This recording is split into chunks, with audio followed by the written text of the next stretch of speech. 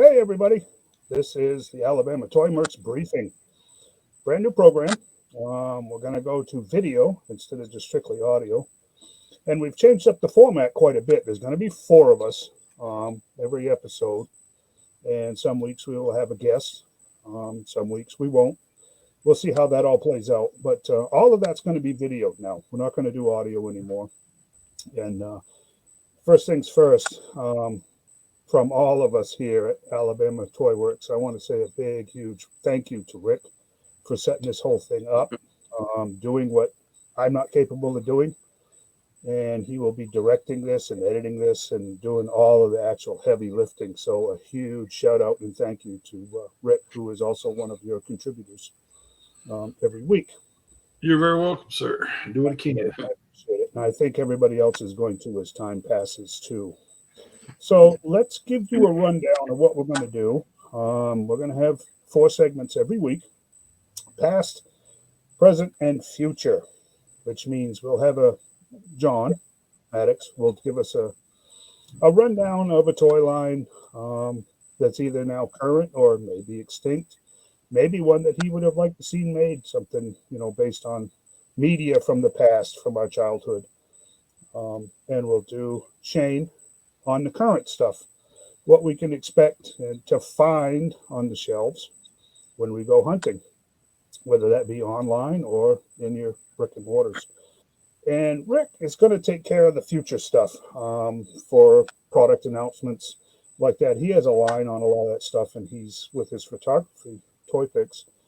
He's in a lot of different groups, so he has access to a lot of information that a lot of us may not have or, frankly, have time for. So that's what we're going to do. And 10 Hut will still exist. It's going to be much, much abbreviated, which means we'll try to keep that 10 questions, that Q&A, within 20 minutes, a half an hour. So that'll be relegated to guests. When we don't have a guest, we will do current finds. This is rough. This is our first on-camera rehearsal.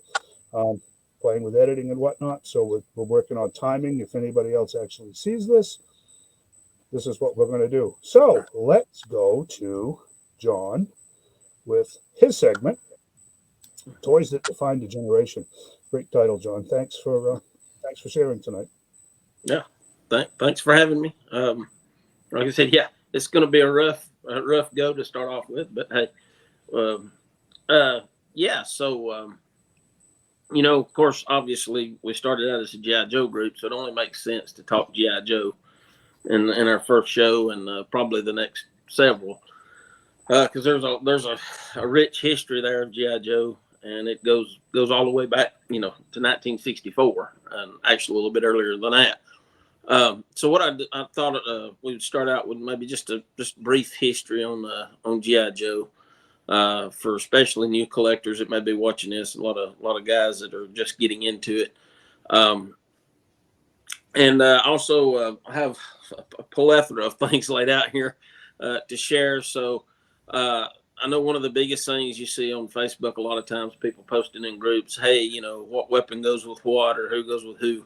You got a lot of people that's new to the collecting and they don't know that much about especially vintage stuff. So I'm going to share some different type guides and things that that you can get and use.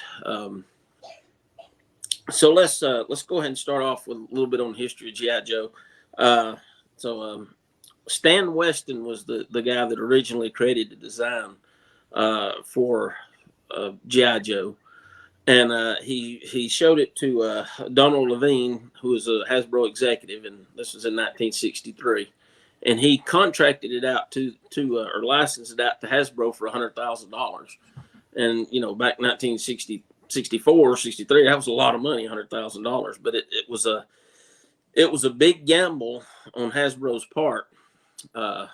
Levine really believed that they had something there. The problem that they faced was how to market G.I. Joe, because it was basically like a doll for a boy. And,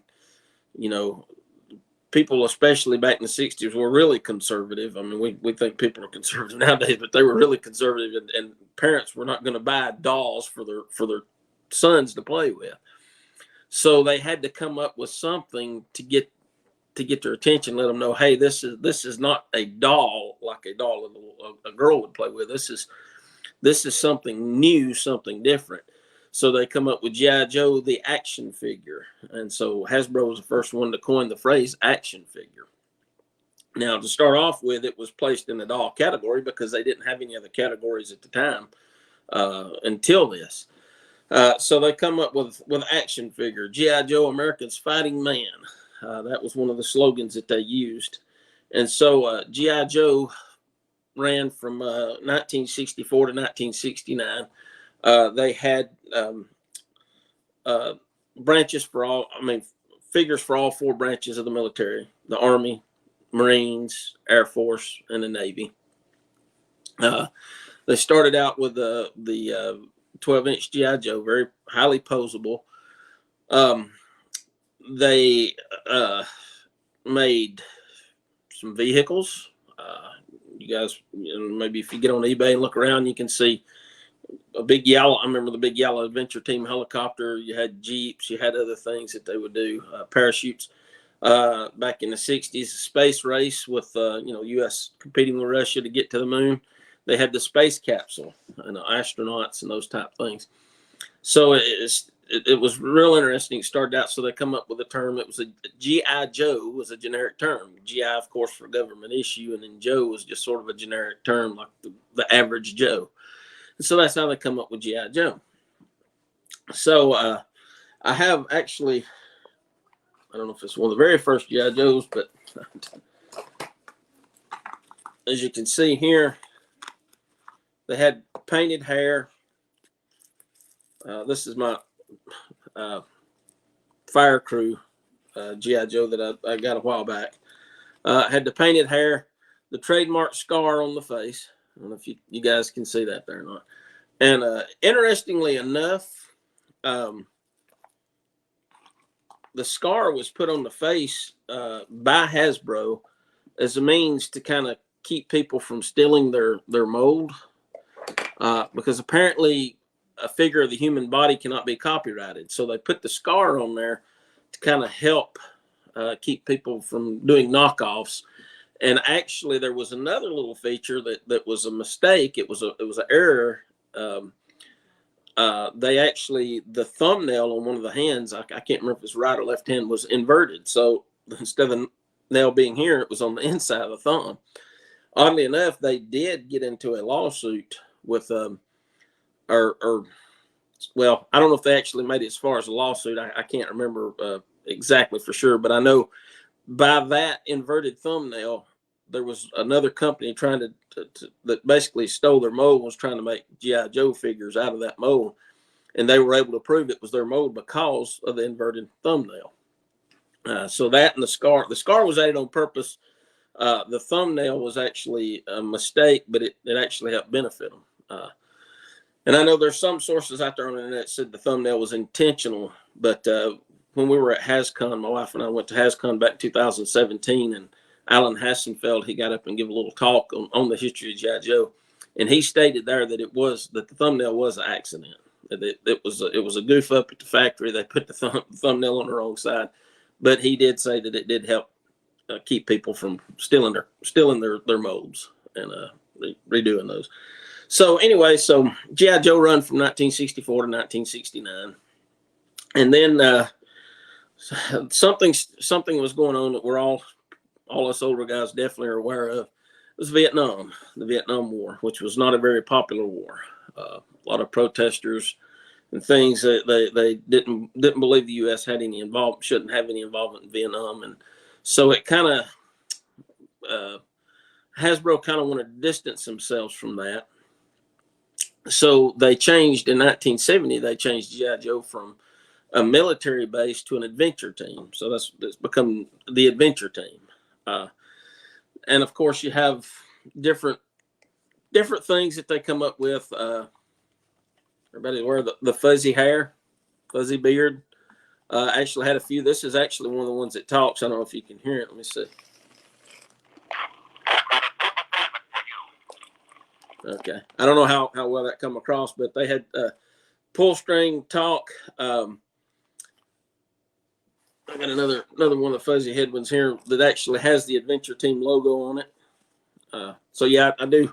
I know I'm not that old, but I do have some actual original GI Joes. One of the big things that come later on, and that actually in 1970, I believe it's 1974, the figures had a little hard time holding guns and things because of the way the hands were made. So that's when they come up with a great idea, introduced Kung Fu Grip. And I don't know if you can see this. This is a reproduction that Walmart put out here, I think back in about 2008. They're really nice figures reproductions. The original has the original artwork on the boxes. But if you can see there, he's got a more of a grip, what they call the Kung Fu grip, so it makes it easier to hold the guns. They can hold the guns straight, hold weapons, radios, and that sort of thing. Made it a little easier for them to hold items. And they called it the Kung Fu grip. Again, just to show like I said, Walmart done that. That was this was Man of Action, advertised with lifelike hair. And I love these retro. I mean, these were great sets. I don't know if you guys remember seeing them, but like I said, they were Walmart exclusives. They were 5 in the Adventure Team set. Showed, I mean, like I said, it's vintage, the vintage packaging all the way down to a T.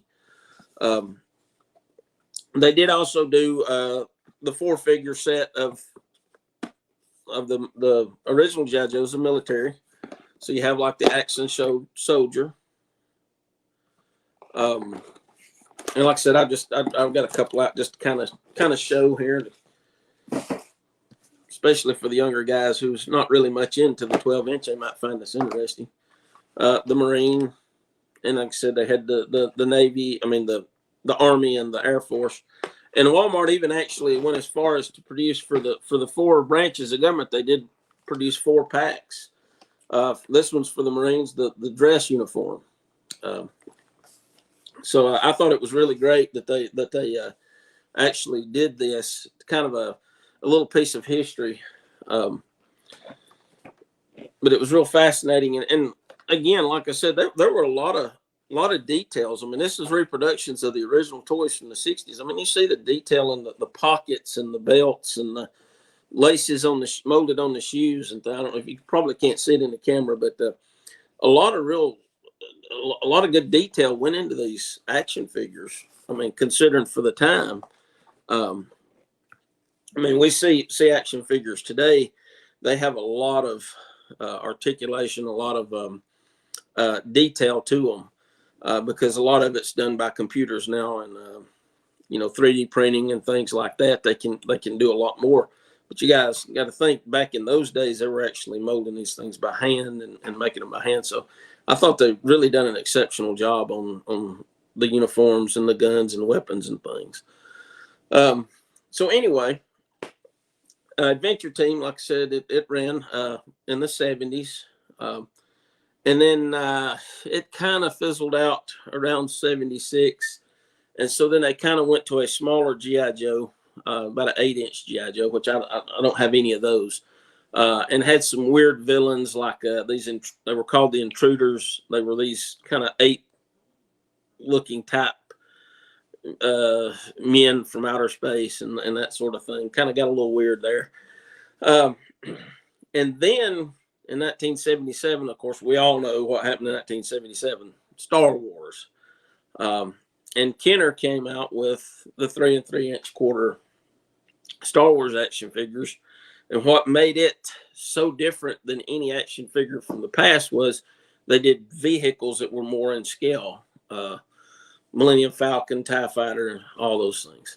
And so, Hasbro, they put their heads together again, and they revamped G.I. Joe and shrunk G.I. Joe down to 3 3/4 and called it G.I. Joe, a Real American Hero. And that's the G.I. Joe that most of us know nowadays. Most of the characters, Duke, Scarlet, Snake Eyes, Cobra Commander, Destro, and all those.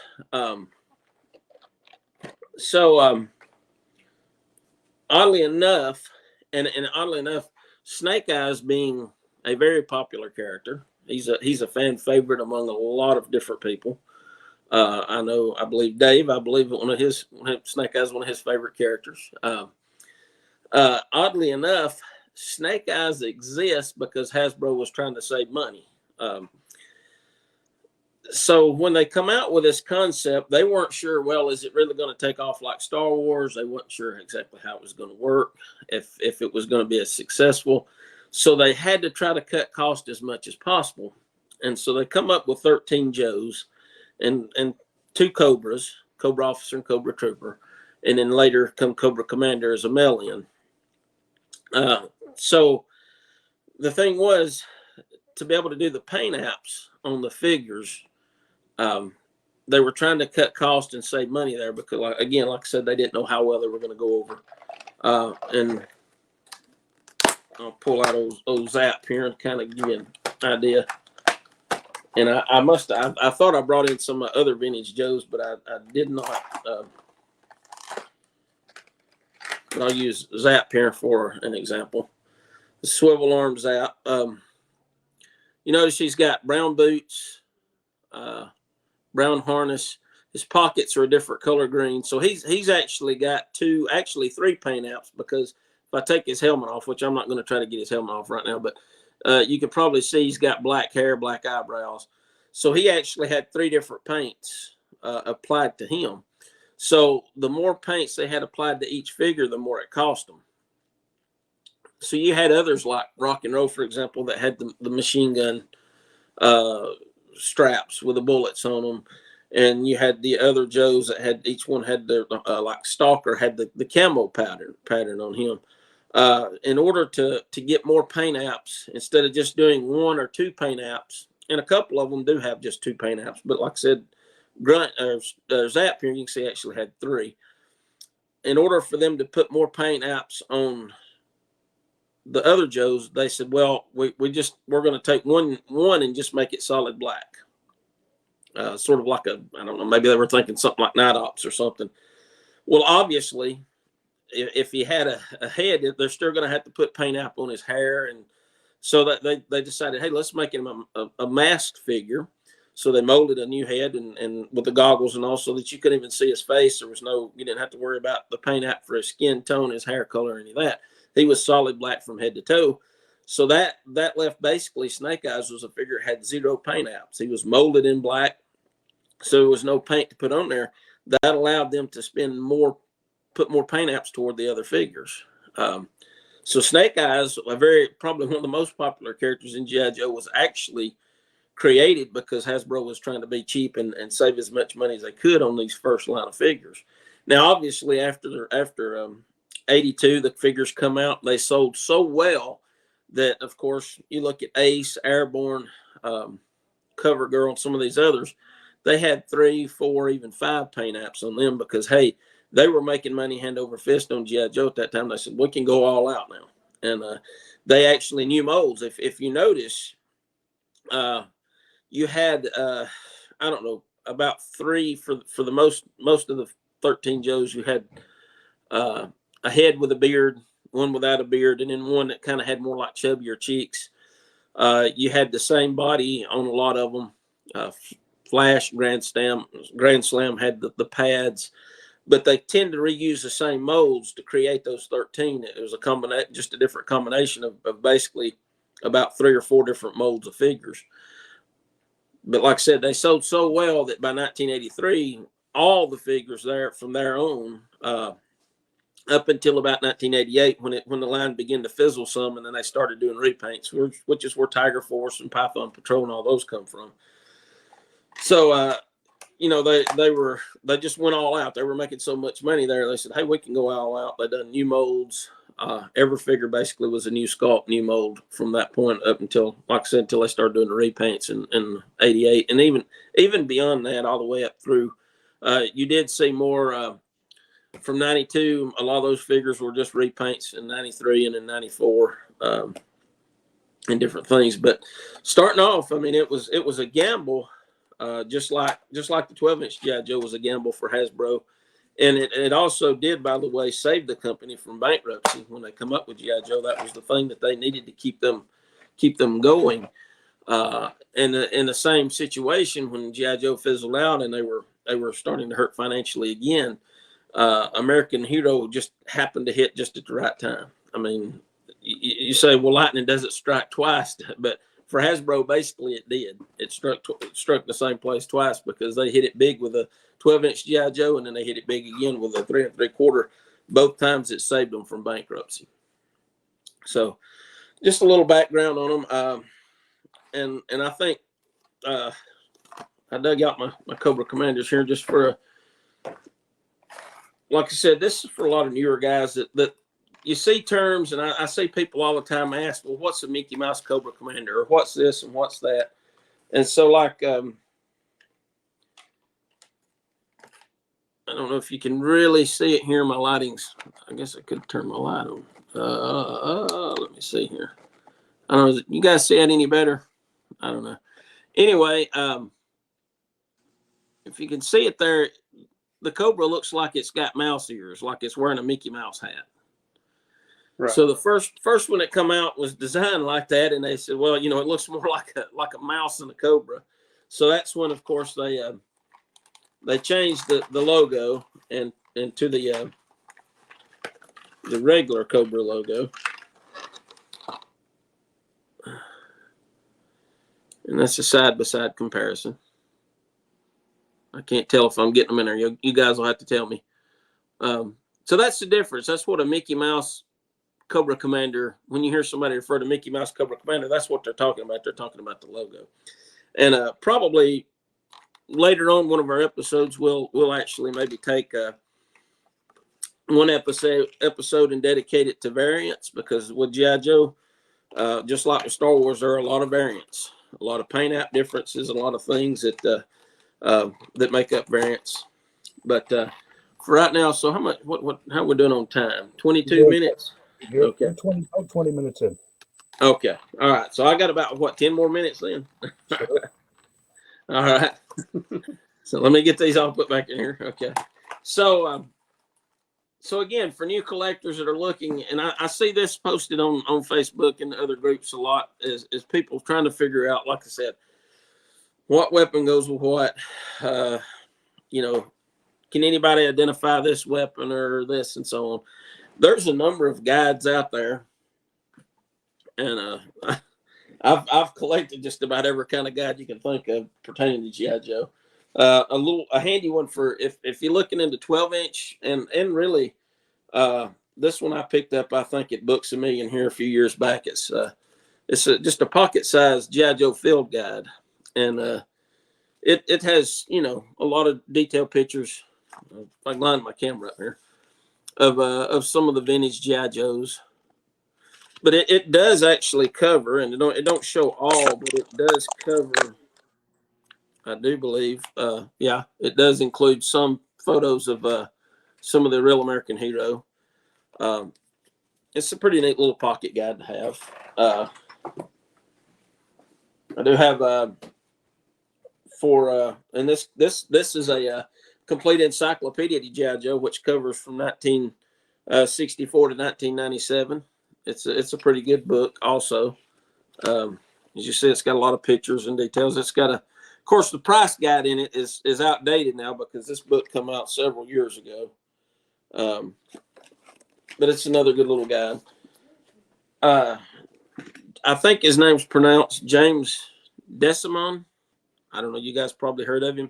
He put out one of the first guides that I can remember. You guys may have seen this. I don't know. This is one of the guides, and there was a second volume that covered from 1992 up.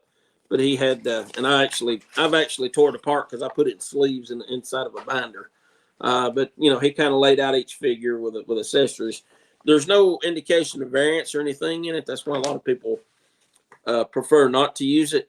And I'm going to tell you, with any guide that I've found errors in them regardless. Don't matter who does the guide. Everybody's human. They make mistakes. But it's a good little guide to have.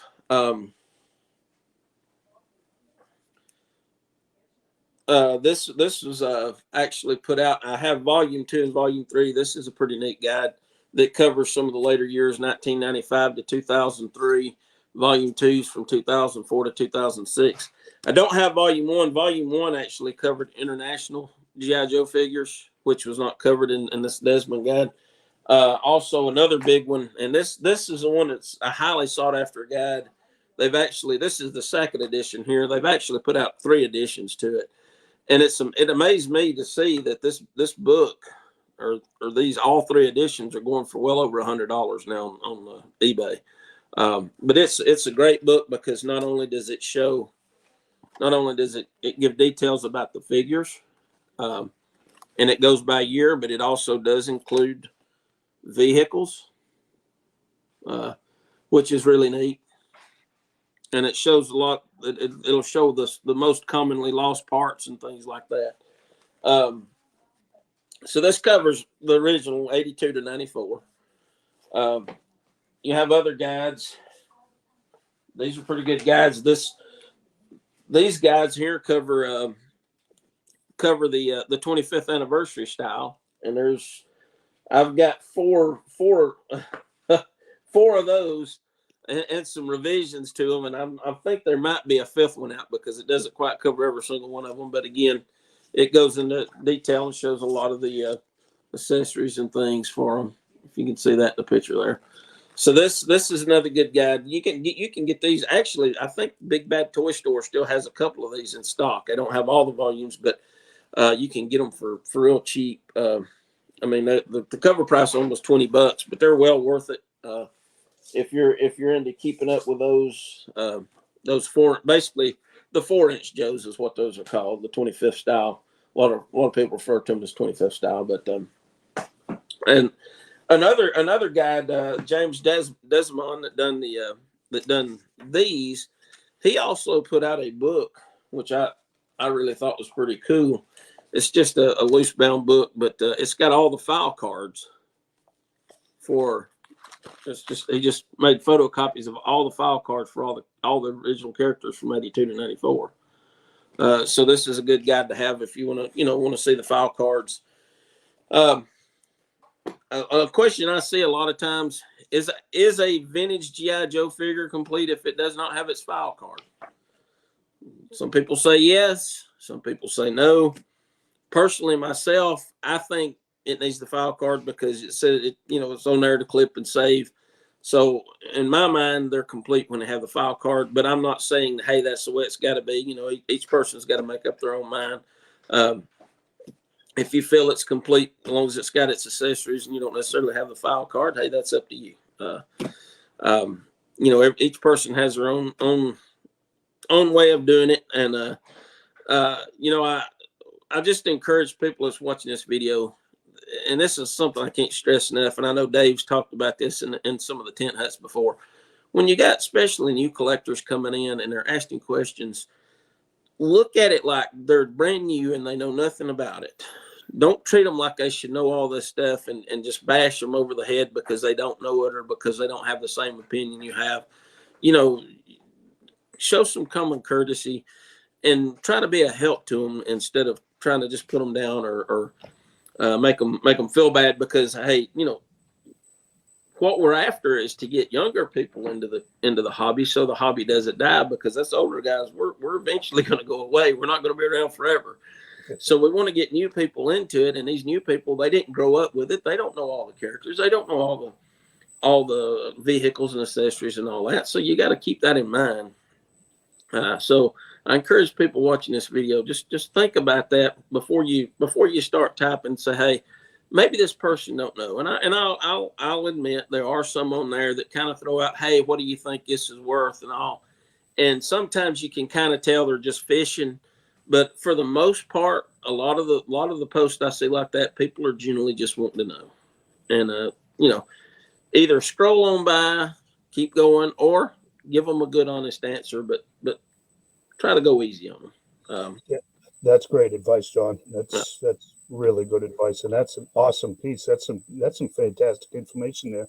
Okay. I learned a couple of things. I had heard something about the thumbnail in the mold era thumbnail, but I didn't realize that it actually worked to Hasbro's favor, to keep from pirating, I guess, that same mold. And again, it was one of those things. The scar was purposely put on there for that reason. But the thumbnail just happened to be an error that worked in her favor. I mean, Hasbro really. I mean, it's amazing when you see, like I said, everything just kind of worked out so good for them. And it's there's been lulls, but I mean, G.I. Joe, A Real American Hero has been around 40 years, but even G.I. Joe altogether since 1964, there have really been very few years when they were not G.I. Joes produced. I mean, even when they went to the 25th style, there toward the end around 2015 to about 2018, the Collectors Club Fund Publications were still putting out new figures. Yeah. The club members and the convention sets, even though they weren't in the stores. So really, I mean, that was 2018, and then what? 2020 is when the classified hit. So you hit one year there of a lull, and actually, I think they come out. Walmart did the retro 3 3/4 inch figures in 2020 also. So when you look back on it, there have not been very many years where there were not some kind of G.I. Joe product being put out. And if I got just a moment, I had a couple other things that I told you guys. I've been trying to clean out my storage area, and I'm finding all kind of things. But the marketing, when G.I. Joe really become popular, and these are just some items that I thought you guys might find interesting that I still have. I don't know if you can see this. I'll turn my light back on. Okay. It's got Leatherneck on it, and it was a small bar of soap. The soap's still in there. I still got the soap.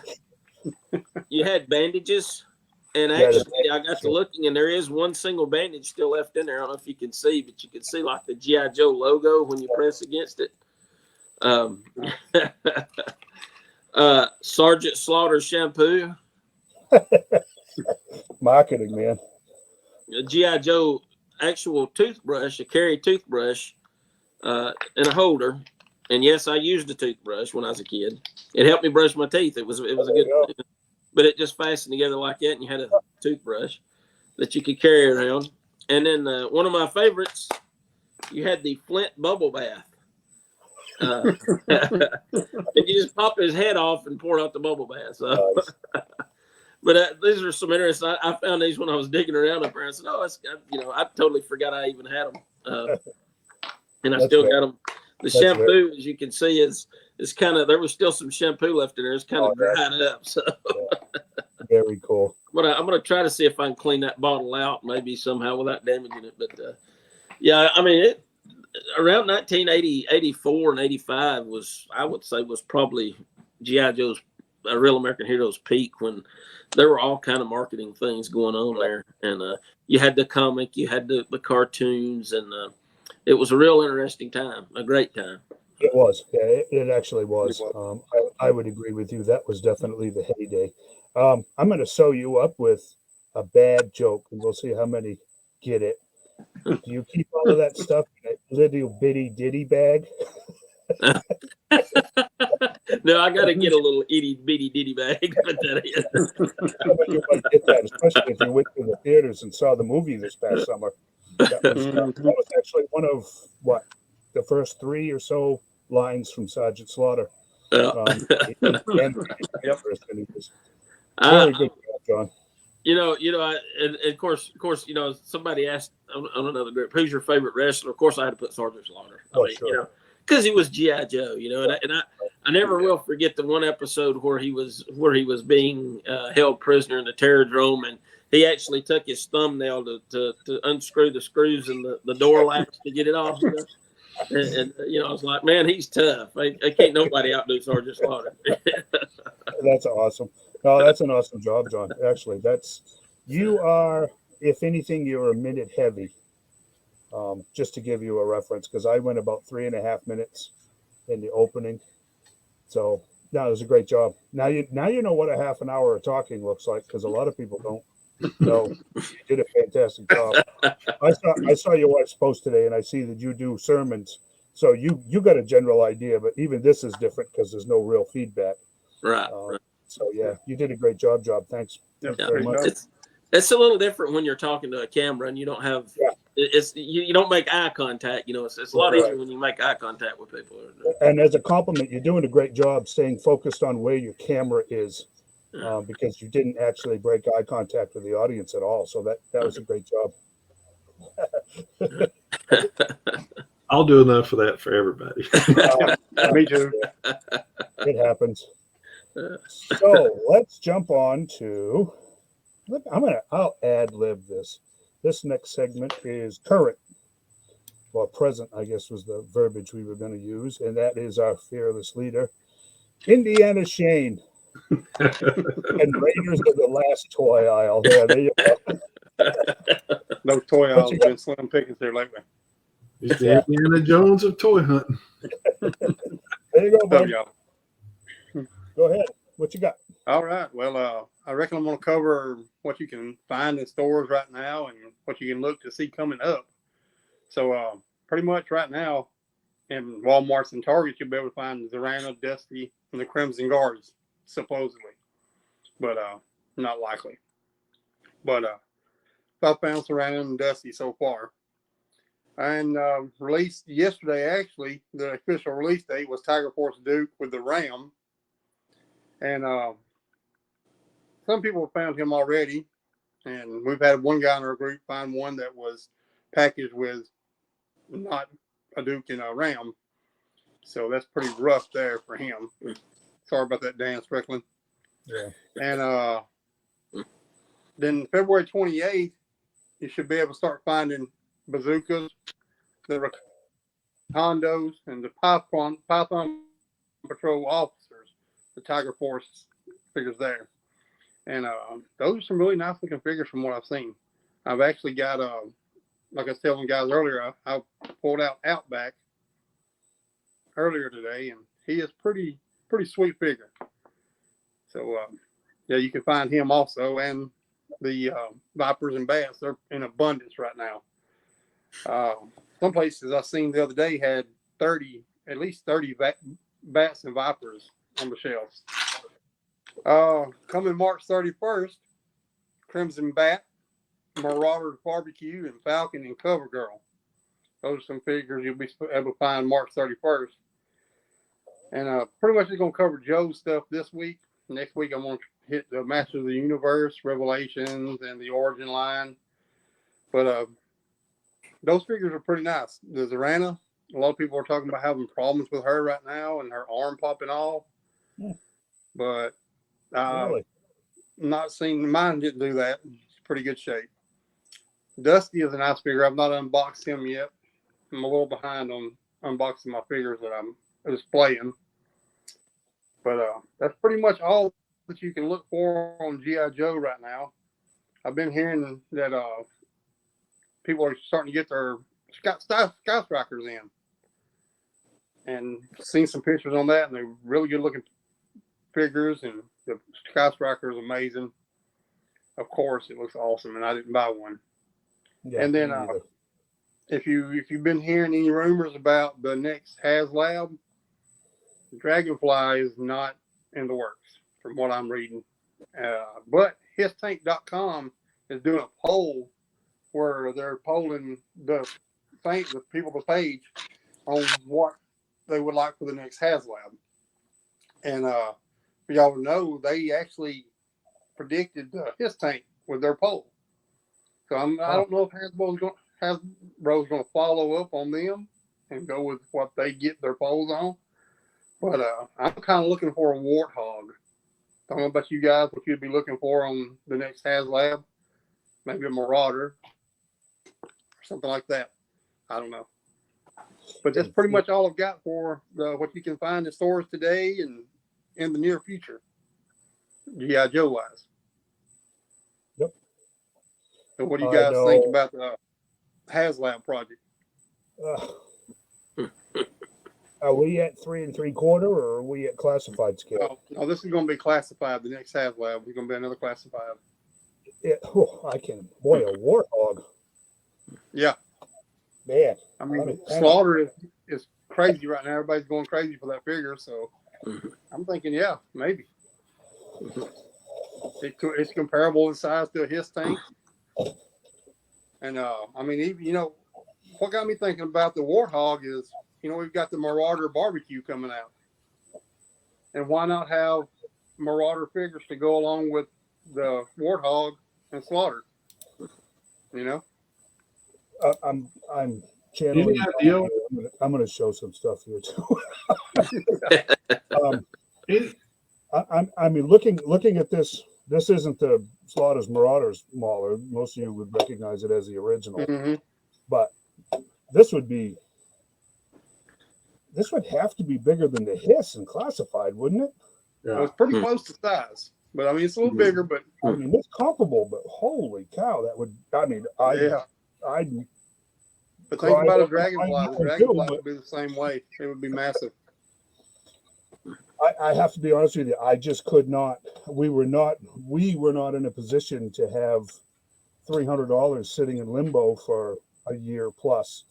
So I did not. I wanted to desperately. I just couldn't justify it with our finances being what they were at the time. Right. This, however, I'd probably break down and get another credit card or something. I mean, it legit came up and offered a warthog and classified. Yeah. And I do think Rick and I were talking the other night, and I had never seen the continuation of the animated show, the Deke or Dick, however you want to pronounce it, that Operation Dragonfire. I started watching it on YouTube. And I was really kind of curious about why they, besides just the repaint factor, why Hasbro had decided to go with Slaughter's Marauders Barbecue. And it really, watching that first 3 episodes of that, it made me really start thinking maybe that's the direction they're headed into. Right. More of that animated show. And it made me start to think, gee, I wonder if the rock and roll was supposed to get, that's been announced, but we have seen no pictures of. I'm beginning to wonder if that's not V2 gung ho rock and roll. Sorry, from Slaughter's Marauders. I'm really somewhat curious if that's the route they're going to take with rock and roll. I think you may be onto something there, Shane. Honestly, If I had a way of posting a picture, I've got pictures of the new rock and roll.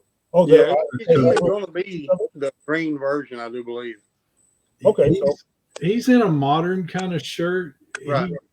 He's about as, I think it looks like I don't know, but it's about as close to the original as like Duke was.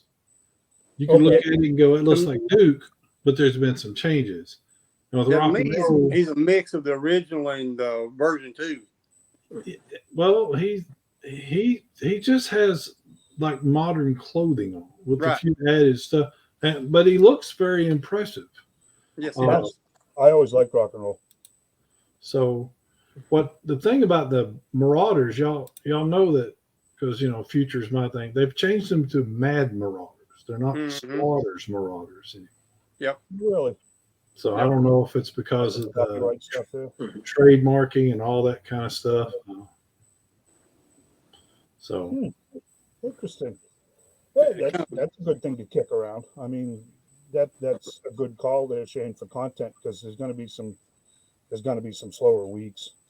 Well, all I've heard about the Dragonfly is that it is not a done deal. And I mean, we could get a Vamp or anything like that, but I figure with the Vamp, it can be used in so many different other vehicle styles. Stinger, Tiger Force, exactly. Everything like that, Right. And Hasbro loves their repaints. Or we could even get maybe an All Striker. Or a Thunder Machine would be. Yeah. But I figure we're not going to go Cobra this time around. I figure it'd be a Joe vehicle this time around. Yeah, I agree.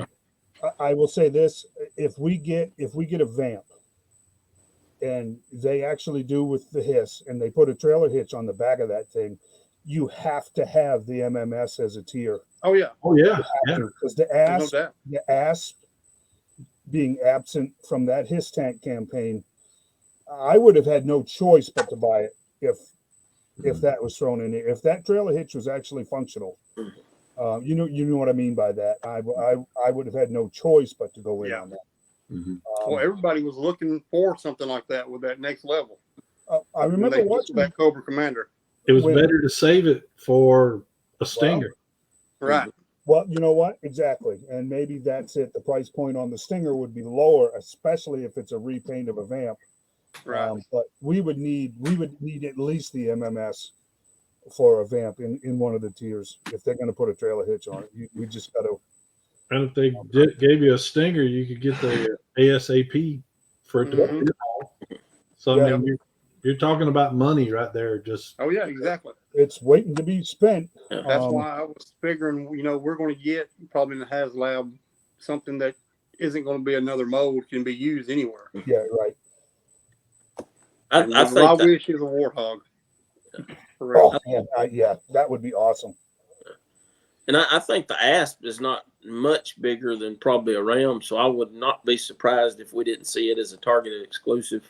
Exactly. But it would still go along with the His Tank, and then they could still do the Python Patrol version of it too. Right. Yeah. Well, yeah, because I mean, let's face it, repaints. My understanding of it is repaints they used to be a way for kids to get toys in different versions. Kids. There's that magic window with kids of like, let's say 4 to 8. They buy a lot of a line.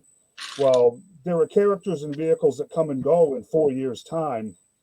That it wasn't always a money grab. It used to be that they were re-releasing these things in different paint schemes so that kids had a shot at vehicles that were no longer available. Now we're all more than aware that it's a big money grab. Repaints are a money grab. It doesn't have anything to do with us having missed out of a specific character or a vehicle. It's cash, man. Cash is king, right? I didn't realize too. You talked about because they had the mail in where you could save the flag points and get. Yes. And the Sky Patrol Havoc I picked up yesterday. There was the pamphlet in there for the mail away, and the Sky Patrol was what 87, 88, and there you could get the APC with flag points, and I mean that was a 1983 vehicle, but yet 5 years later you could still get it if you had flag points. And they done Ace was one of the figures and things. So they give. In fact, that's where I got the Wolverine. I remember mailing off. That was the first one I mailed in for was the Wolverine, and I was so excited, man. That 4 to 6 weeks took forever. As a kid, you're like, man, when's it ever going to get here? But anyway, looks like we lost Shane. Yeah, I sent a picture in chat, so he may have had to swap over or something. I looked at it too, and now I'm lost. I'm stuck on that, which is interesting. Let me do that. There you go. That's actually, you know what? The colors in the sleeves are very much so V2 rock and roll.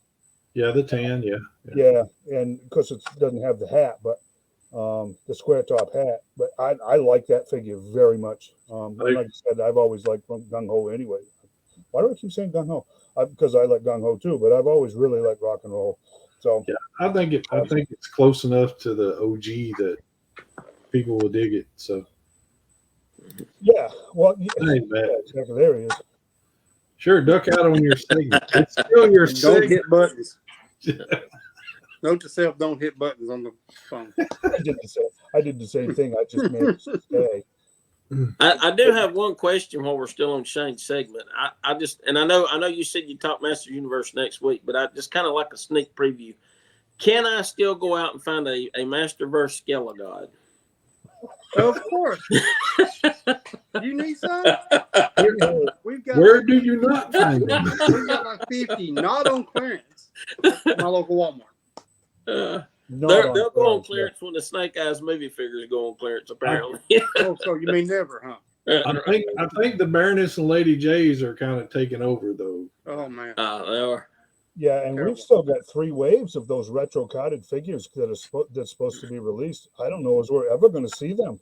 Yeah. Because I mean, Gung Ho and Destro and Well, we got Destro, we got Storm Shadow, there's Zartan, there's a Crimson Guardsman. Mhm. I don't understand why they got Baroness and Lady J and not Destro and Gung Ho, because all four of them were released at the same time. And, I don't They know. were I never wave saw 1 and Destro. wave 2. Is what that was. Yeah. Baroness came with oh, they were. the bike, Yes. and it was hard to get. So I understand that one. And Lady that one's J, gone from the shelves here. There are no Baronesses to be found. Lady J is, there's 10 or 12 of them easily. You need a Baroness? I got one. I did find one just before Christmas. I can find you plenty. Most of the ones I'm seeing now are the ones that's got where her lower midsection is reversed. I don't know if you guys have noticed that or not, but nearly everyone that's in the store right now, it's backwards. well, Destro's a little rough on her at times. Okay? I guess so. Yeah. Wow. Huh. No judgment. That's So what you're you. talking about the waist is reversed? Yeah, her lower torso, it's more smooth because the front is supposed to have like the I guess the seams of the costume, but Yeah, mine's got seams in, for lack of a better term, crotch in the front. Yeah. And if I look at her this way, there's correct anatomical padding in the backside there. And it's smooth too. So Yeah. that's what he's talking about. On the newer ones, they're smooth on the front. Yeah, this one is not So smooth. grooves. Yeah, this one's got like the lines of, I guess what you're saying is like the seams of the supposed to be the seams of the clothing. Yeah. And this one has that. I've heard people breaking those trying to spin them. I heard some that were successful with spinning it around, and then some actually they broke on them when they were trying Oh, that's not good. to correct it. So, And I had not heard about the Zorana thing with the arm. Which arm is it? The left. The left. Yep. Mine We did. were having a lot of problems. Pops off every time I try to pose it. It's Really? yeah, it's not a thing. If you're getting hung up over that such a good figure, Yeah. you just need to quit collecting because Exactly. I get, yeah, that is true. I mean, Yeah. I've heard I of, mean, it pops back on. So it does. No problem. and I've heard, I mean, with this Todd stuff, the DC multiverse, I'm not saying it tonight. McFarlane, who was that? Todd who? There's been some problems with that, and I've heard of problems What? with Marvel Legends. What? The Todd father stuff.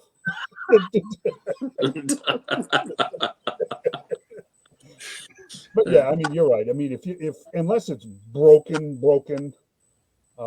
that's not really much of a complaint. Just pop it back on and go about your life. I mean, it's a cool figure. These things, boy, you look back at some of the stuff that we used to collect. Looking back on it now, a lot of it only has a nostalgia factor to it because a lot of it is just, are you serious? I mean, a lot of the stuff like the comic action heroes that Mego put out in 3 3/4 in the 70s. Oh, I mean, those are terrible. I mean, they're absolutely terrible.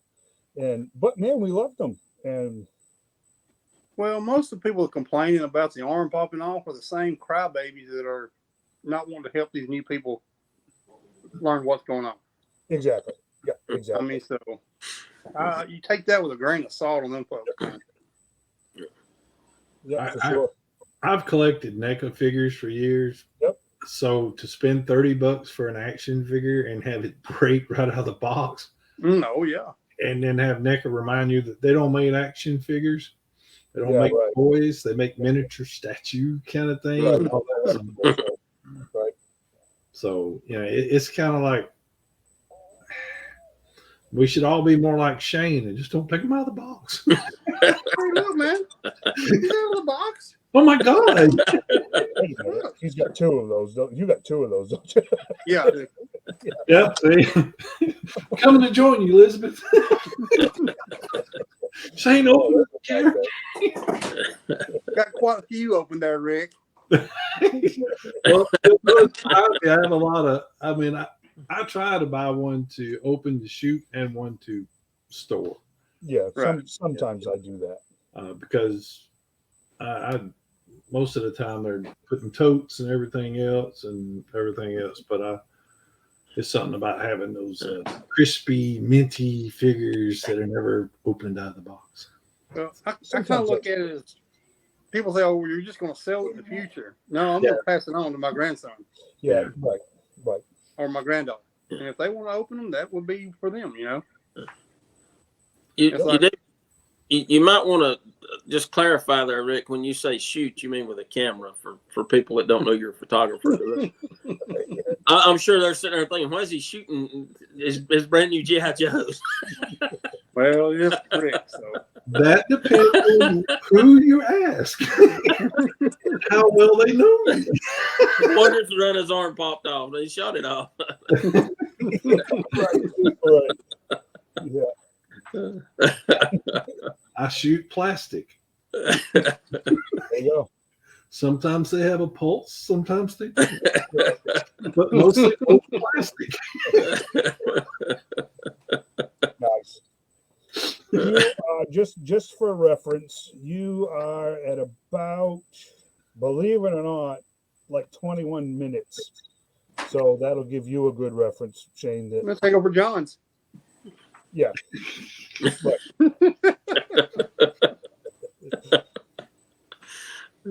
by the way, me and John went hunting yesterday together, and it was a great time. that's awesome. We were actually kind of talking about trying to get up that way this weekend. It just didn't work out. I'd love for us all to get together one weekend and do a little hunt together. That'd be amazing. It'll be fun. That'd be cool. Hit the Bigfoot donuts too while we're there. Heck yeah! I'm bringing the costume. I wouldn't expect you not to. And would you believe? So Shane, my uncle gave me a Star Wars ship. It was a from the Republic, I believe. I can't remember now. It's a smaller Lego ship, but it was missing like 8 pieces. And believe it or not, we went to that mini brick store, and Shane and his wife and Nancy, they helped me find the 8 missing pieces I need to complete it. I get home, I get it out. Now I can't find the instruction manual on how to put it together. I've looked everywhere, and I don't know what I've done with it. Jeez. My boy bought a Lego set that was Mario. It didn't even come with directions. It came with a link to go onto a website to see the instructions online. Right. Wow. Didn't have the printed instructions in it anymore. They're saving trees, man. Yeah, They're exactly. saving trees. Right. By making little plastic bricks by the billion. They're saving trees. Yeah. You know, they said, and this was like 10 years ago. The minifigures, and the minifigures come out, I think, in 78, 79 when they first introduced minifigures. Yeah. They said of all the minifigures that's been produced, if you put them end to end, like foot to head, they would circle the earth 4 times. Oh, I don't doubt it one bit. That is an unreal amount of minifigures because they take a lot of them just to make a mile. Yeah. Well, what are they, an inch? A little under? I about think about an inch and a half. Yeah. Yeah. Wow. Yeah. That's a lot of minifigures. And I was surprised at how much some of those Star Wars minifigures are going for. We were looking at the store yesterday, and they had like some of them $70 and $80. So I was like, wow. Yeah. Nice. What do you think, I was Rick? meaning to dig that Boba Fett out and show it to you too, John, but I forgot. The Cloud City Boba Fett is going for like $1,000, just the minifigure alone. Wow. It is crazy. What is the difference? It has some kind of markings on the arms, and that's it. Wow. And it's going for over $1,000, which there wasn't many of the Cloud City sets made. So I guess that might have something to do with it too. Wow. Wow. Yeah, no, I wouldn't have guessed that. It's crazy. Wow. Especially a Star Wars set, I would have guessed it would have been pretty heavily produced, but I guess not all of them are. So. Well, it was one of the first bigger sets they come out with, and it was very limited. Yeah. It was like, at that time, it was like $200, I believe. Oh, yeah. Okay. So, I mean, Yeah, people really limited. couldn't afford it then. Right. Now Yeah, you're looking at how some many of sets those are even $700, $800. Right. Yep. Nice job, Shane. Very good. You got an idea of how this all goes, Yeah. and Rick hit it just perfect. You know, if time is short, we can all jump in and stretch it as need be. Right. Good job. Well, there's on really not a lot going on right now, with the stuff coming out. So Right. And it is hard. I would go back and look at that poll. I think you put the poll up to see what everybody else collected and just see what other lines to hit. right. And go from there. Of course, this is just a dress rehearsal anyways, but we got a real good, we're doing very well. I mean, we're 2 segments in and we're right at 1 hour. So Right. doing good. Doing very good. So I'll have to go ahead and start researching Power Rangers because I know nothing about those. So I'm going to do a lot of work before I do that segment. yes. I know there's some in the group that collect them though. Oh, no doubt. Oh yeah. I got the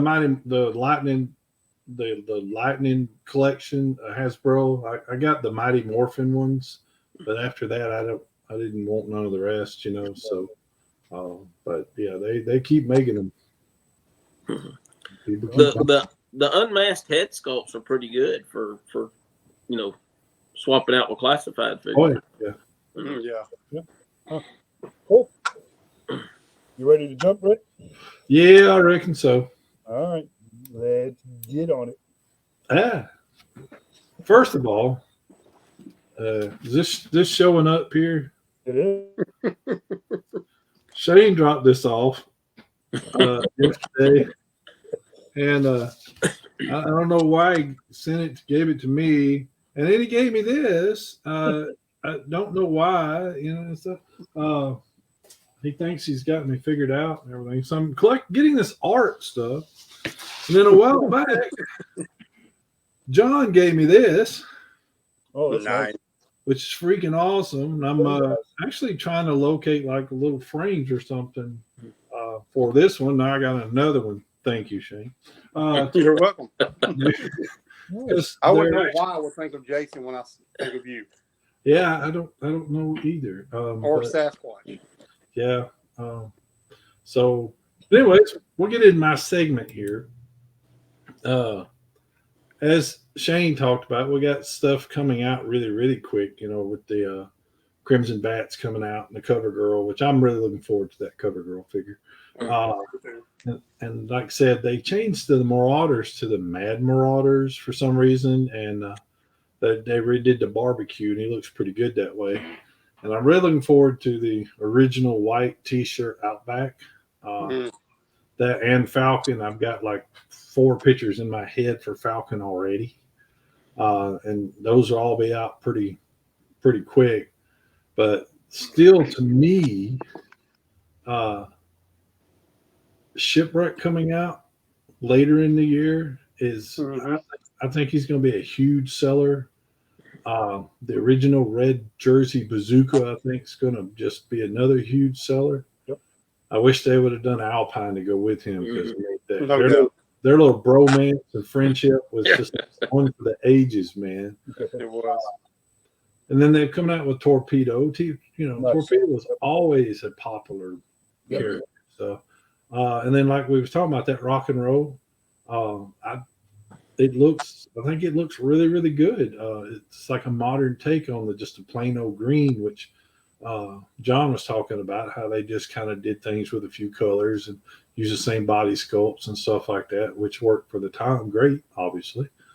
And then they're coming out with Copperhead, which I think Copperhead's going to add another thing, which we talk about a HasLab. We're giving a Copperhead. What if we got a Monskin? Yeah. I was kind of blown away when they did that, or at least Copperhead without a moccasin. Yeah. So, but who just say we won't? But the HasLab, I see a Stinger or Vamp coming. Like you said, they may go with a Joe vehicle, because once they get that mold made, there's unlimited. I mean, there's a whole bunch of repaints right from the OG series between the Stinger and then the Tiger Force. Tiger Force had a Vamp, did it not? Mm-hmm. It did. Mm-hmm. And so it's like I didn't, just like now. I don't collect. I got the Outback just simply because he had the orange shirt with a tiger on it. I've got ordered 2 water decals and put Auburn symbols on his shoulders and stuff. Even though that should go on Beachhead, because that's where he's from. Yeah, right. Yep. So, but yeah, I mean, keeping it with the Joes and stuff, like John was saying. I mean, we got a whole bunch of stuff coming out that I think is going to be big. I think this line is going to sell everything. I think I'm not a big fan of exclusives, but with the way Target is doing their exclusives now, I've got Vipers. I don't need Python Vipers. So, and I don't mind if the exclusives a whole different other version, or maybe it has more accessories or something like that. Like we got the Baroness on the card now. Of course, she came with the Cobra Island with the that bike, whatever it was. Oil. So she was hard to find, and a lot of people still ain't found that. And I mean, I've got one open and one in the box. So, No, you don't. yeah. But How dare you?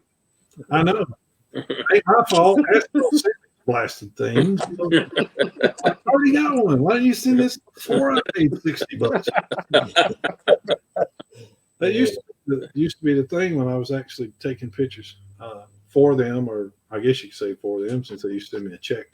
They'd send me figures, but a lot of times when it first started, it was like months and months before people even knew the figure was coming out. Right. Now they got the little stream thing, and they show what's in the pike and everything, and it's awesome. But now it's like most of the time I already have the figures, but sometimes they come in cool box art, don't they, Don? Oh yeah, for sure. Yeah. So, between the Star Wars, Marvel Legends, and the Joes and stuff, I've been able to help people get stuff, and even to the point that one of my friends, that's probably one of the largest Star Wars collections I've ever seen in my life. I hook him up with the boxes, but he owns a restaurant, so he hooks me up with free meals. So, yeah. Win-win. So, but yeah, they've changed their platform now, so I'm not as inside as it used to be. I used to get emails of, we're about to release this, and here's the images, and blah, blah, blah, or we're going to send you this figure. Take us 4 pictures, posted at 1:00, such and such date, and all that kind of stuff. And the more it got involved, it kind of got a pain in the butt, because it's kind of like you can't shoot the figure doing anything that a 12-year-old or a 6-year-old can't make that figure do. Really? So well, that takes a lot of fun out of it, and then the last time they had the big thing was, I think, was San Diego Comic-Con 2018, maybe, or something like that. They sent me one figure, a check for $250 because they wanted 4 pictures with a page as long as my arm of rules. It can't do this, it can't do this, it can't have nothing in that picture that isn't that figure. I'm like, but it and at the time it was the movie version of the Captain America Red Skull. Yeah, they hadn't released that yet, and they sent it to me. I'm like, well, it had swappable heads, so I mixed it up. I did one of the Hydra soldiers and one of Red Skull and stuff. But I'm like, it needs somebody to fight. You give me a fighting character just to stand there and go, I have boogies in my nose. So now, I still made a few acquaintances over the years of guys that really do keep their nose to the grind and try to keep abreast of what's coming out and everything else. And I collect about everything, unfortunately.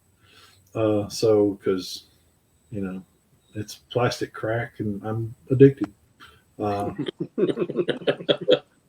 I did not need the G.I. Joe classified line, because the neck figures and the Black Series and has the Marvel Legends, they take enough money. So here we go with G.I. Joe, and I have G.I. Joe tattoos and stuff, because I grew up with G.I. Joe. Right.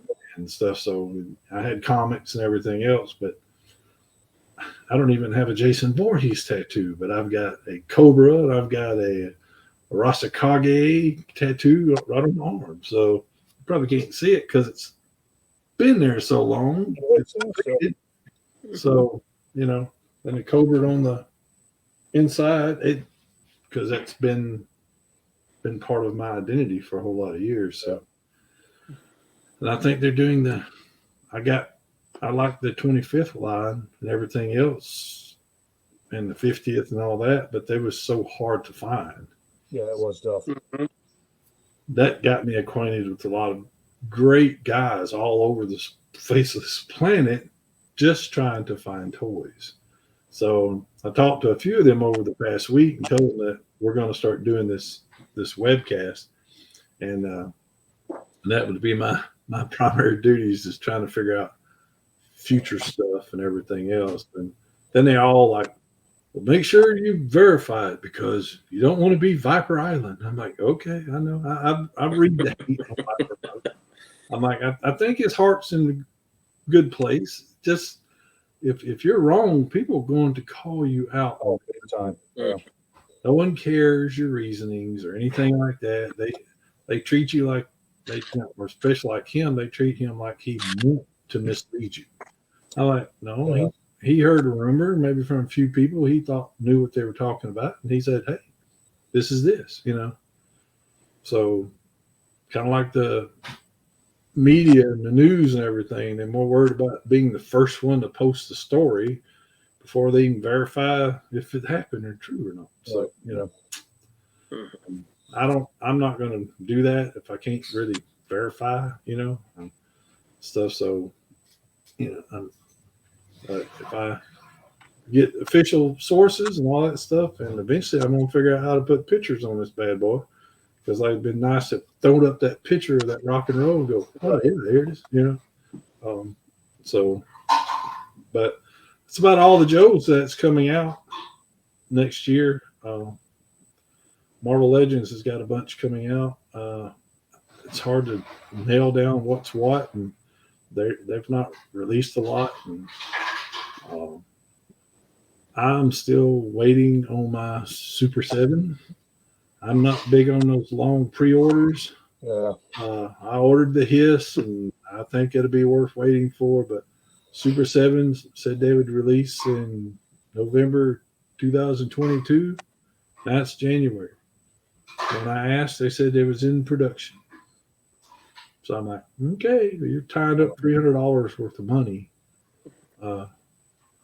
For figures, I don't even know what to expect either. I don't know if the articulation is going to be, I know they're going to be bigger than the classified and stuff. So for my photography, I'm not really going to be able to really use them. Right. But that Cobra Commander, I could not say no to that. I collect all things Cobra Commander. That's just my thing. Y'all have a problem with that? I'll get him out. I have three Cobra Commander costumes. I can sit right here. I know me costumes. What? So I recently bought that new helmet. Got it at GameStop, but it's so thin and it looks goofy. I don't know. It looks like the bobblehead one that's in behind me here. It's like a big helmet and stuff like that. So. Anyways, So yeah, you do one of your episodes dressed up as CC, and I'll do one dressed up as Snake Eyes, and I won't say a word for 2 hours. That'd be kind of funny, actually, wouldn't it? I just don't know if I can get the slur. Yeah, that would be tough. That man, I tell you, that voice had to be one of those ones that just must have grated his throat to do I'd that. probably still be able to say McFarlane correctly. I doubt it. I doubt it. Because he has two S's. No, it's Oz we have a problem with, not the S's. Well, I'd be acting for 14 minutes. Yeah. That's just not a long time. It's the only thing I was prepared for was the upcoming G.I. Joes. Everything else. Well, no, and that's the thing. I mean, this is a time it and play with the buttons thing. I do know that apparently, according to the poll, Cobra Command, we had a two-way tie on people's favorite three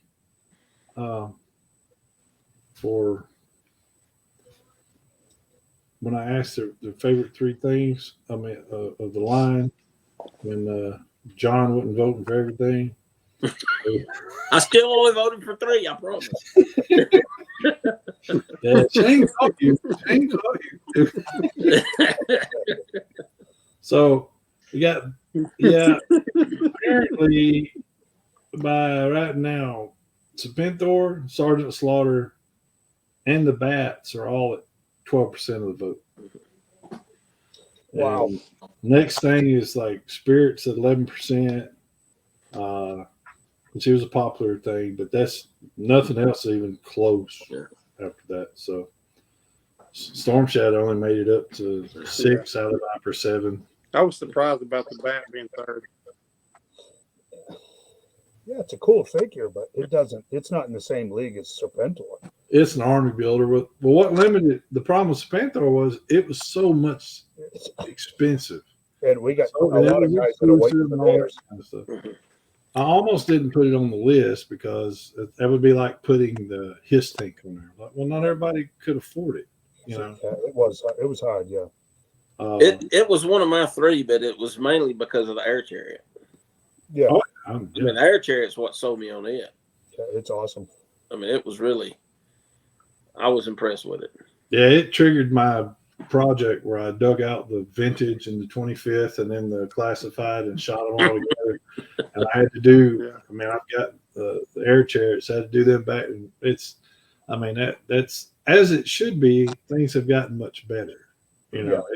Yeah. And I think they could re-release these old lines and just same old mode and redo them. And as long as it was the same, I think people would buy them out of nostalgia reasons.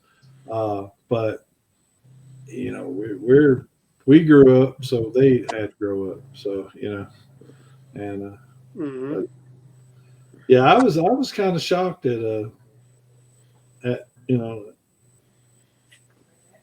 what everybody decided that they liked and everything. I need to look at that one that Shane did to see what everybody's collects and stuff, so I can make sure I can check into that. Of course, right now we've got 2 viewers, so not like it'd be informing much, but pretty sure I'll be saving this right to edit, put it on the YouTube channel, and it should stay posted in the group. So yeah, this is pure practice, and I mean, we needed to do this, but the content is still spot on. I mean, I think everybody's done fabulous. Yeah, I couldn't agree more. Yeah, I And, agree. John Shane cut it. You know, Shane cheated and got us all involved, but it's cheating. But he cut it right at that hour. You know, you took about the first 5 minutes, and it just went through, and then you know, John gave us a good history lesson. Yeah, and you know what, John, I would recommend for the real episode, if that's what you want to call it, when that gets done, to do that presentation again, because that was awesome. That was really good. There's a lot of stuff there, and I have to tell you, you having the actual figures there is pretty spectacular. I mean, there's a lot of people that talk about this stuff that, you know, they might be putting up pictures or whatever, but you've actually got them in your hand. That's pretty awesome. Mm-hmm.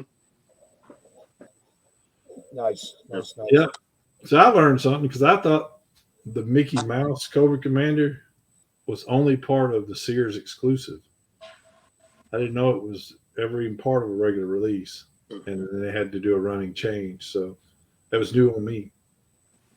So I know that little Sears thing that had the little rocket ship, the little cardboard setup, which ironically us toy photographers from Extreme Sets pay $50 and $60 for now, just for inside of looking like a bar or something. But you're still buying printed cardboard.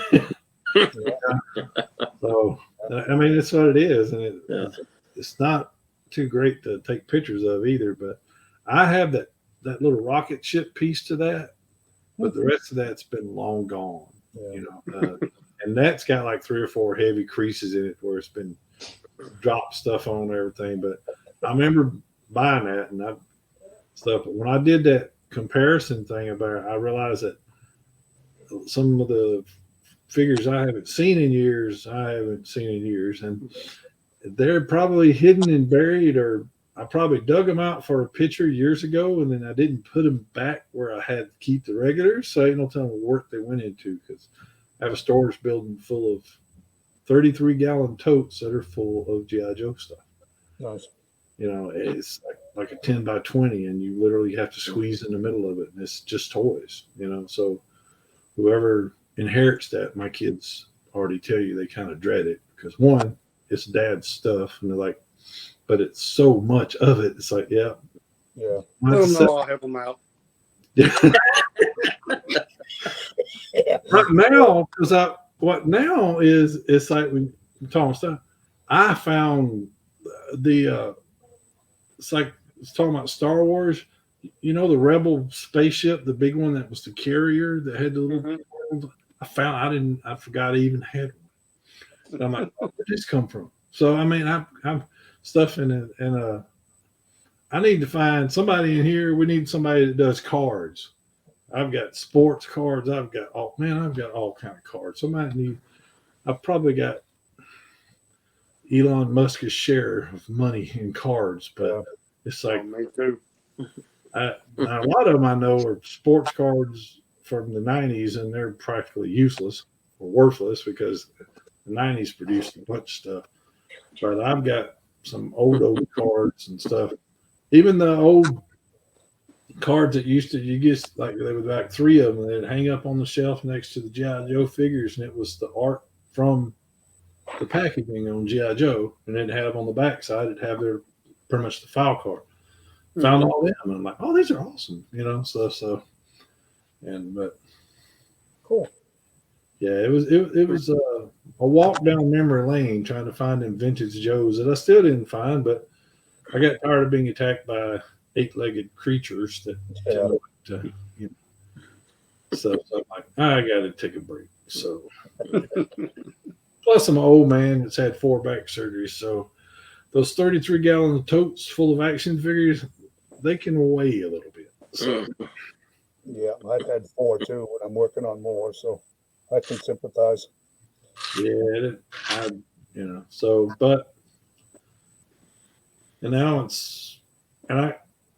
at that point where I'm going, I've got old toys from old lines and all that kind of stuff. Some I think are probably worth a few dollars to a few people that I might be able to flip, because like I was just talking about, these new Joes, and I think maybe, I don't know, it was me and Dave talking tonight that they're probably fixing to do a price hike, or was that? I think it's speculation, but it's something I think we'll see. I think we'll see a price hike after Falcon and CoverGirl come out.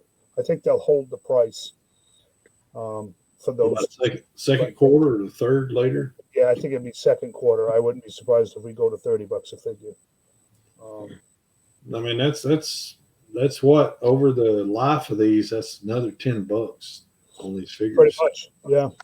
But if you just look at inflation in general at this point in time, I think we'll probably see it close to. We might go to like $27.99 or something, but we're going to be creeping up on $30. I think before the third quarter next year, or this year now. The pricing, it seems, because the regular Joes at Target are the $24.99. The Python Patrol ones are like $22.99. Right. Like, well, the ones here in Florence are $19.99, and that's what they were priced when they come out. Yeah. So the regular ones are, Well, that's like our local Walmart. They got I got Baroness and Lady J on the retro card for $22.88, but then there's pegs next to it for the classified for $21.88. Yeah, they're $1 cheaper, but they're empty. They don't. I don't understand why they hadn't got any in, because they've been pretty good about getting them in when they, But I think I still think we're on the tail end of it, but I still think a lot of this is supply chain stuff. I do too. If you look at the numbers, on the boxes, we're not even close to sequential as far as when this stuff is getting released. I mean, it's not sequential at all, as a matter of fact. So I think we're still different, I don't know, different plants or something. I think that's why I suspect that the Lady J and the Falcon will be the last in this shipping pipeline that have been held back. You see what I'm saying? That have kind of been lost in the Pacific for the last 4 months. And once those run through and get to retail, there'll be a price increase. Because then you'll be dealing with a whole different spreadsheet, is my guess after that. Well, since we're coming on up to your section, John, we got a question from. Nice. So you can start, sir. We can go in our same order. Okay. I'm just going to read it out loud. Yeah, go ahead. So, okay. Which action figure or toy line do you primarily collect? For me, it's G.I. Joe, obviously. Which line is your secondary? That'd be a kind of split between Masters Universe and Marvel Legends. And then which line are you thinking about getting into? Hopefully no more. I will say these NECA, the Teenage Mutant Ninja Turtle figures we're putting out are really, really enticing. But I've so far I've held back on those. But they can probably give you a good swap and trade on if you want the movie ones, the older releases. Because I got them all, but I don't really collect them. So. I mean, some of them I did pick up a few of the Spawn, like the Gunslinger Spawn with a horse that I believe it was GameStop put out.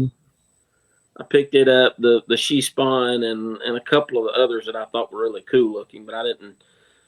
Most of them didn't really appeal to me, but there were 2 or 3 of them that did. And the weapon, I like the weapons with it, especially the She Spawn come with some really cool weapons. But as far as I don't know. I mean, these it's like Shane and I were looking at yesterday at the Thundercats, the Super 7 Thundercats, and they're really nice looking figures, but they are a little pricey. So I've held off on getting into those. So, but I don't know. Yeah, I mean, there's a lot of cool stuff coming out. I mean, it's just it's just so. They know how to hit us. They hit us up on the nostalgia part because they keep reviving all these old lines, and it's what Shane and I were talking about. If like Centurions, I mean, we would buy every one of them if they put those out. I mean, I'm screwed if they come out with Visionaries. Oh my God! Oh yeah, that's another one. Great, Yeah, they had vehicles, everything. Oh yeah. Yeah. I'll be hitting the street corner. For sure. Yeah. Remind me which one, so I'll never go there. The requirement is be able to pronounce McFarlane properly.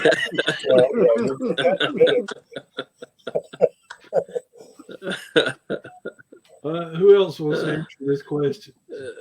Yeah, what do you got, Shane? I'm pretty much the same with John there. My first line is the G.I. Joe vintage and classified. This is what I've grown up with my whole life. And secondary is Master of the Universe, which I'm into the Revelations and the Origin line too.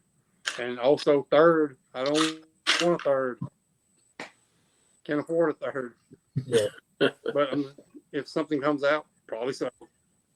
My wife's looking at me like, no. I don't know. But yeah, that's pretty much it for me. Same as John. I might get a second job for a third line. I I do take it back. I did buy the new Star Trek from Playmates. I will couldn't buy- resist Oh, those. no. Couldn't resist those. Yeah. I've got all the ones that done back in the 90s, and so when those come out, I said, yeah, I got to get those. I hope they end it there. I hope it. I know they're supposed to do a wave 2, and I hope that's it. I hope they stop a wave 2.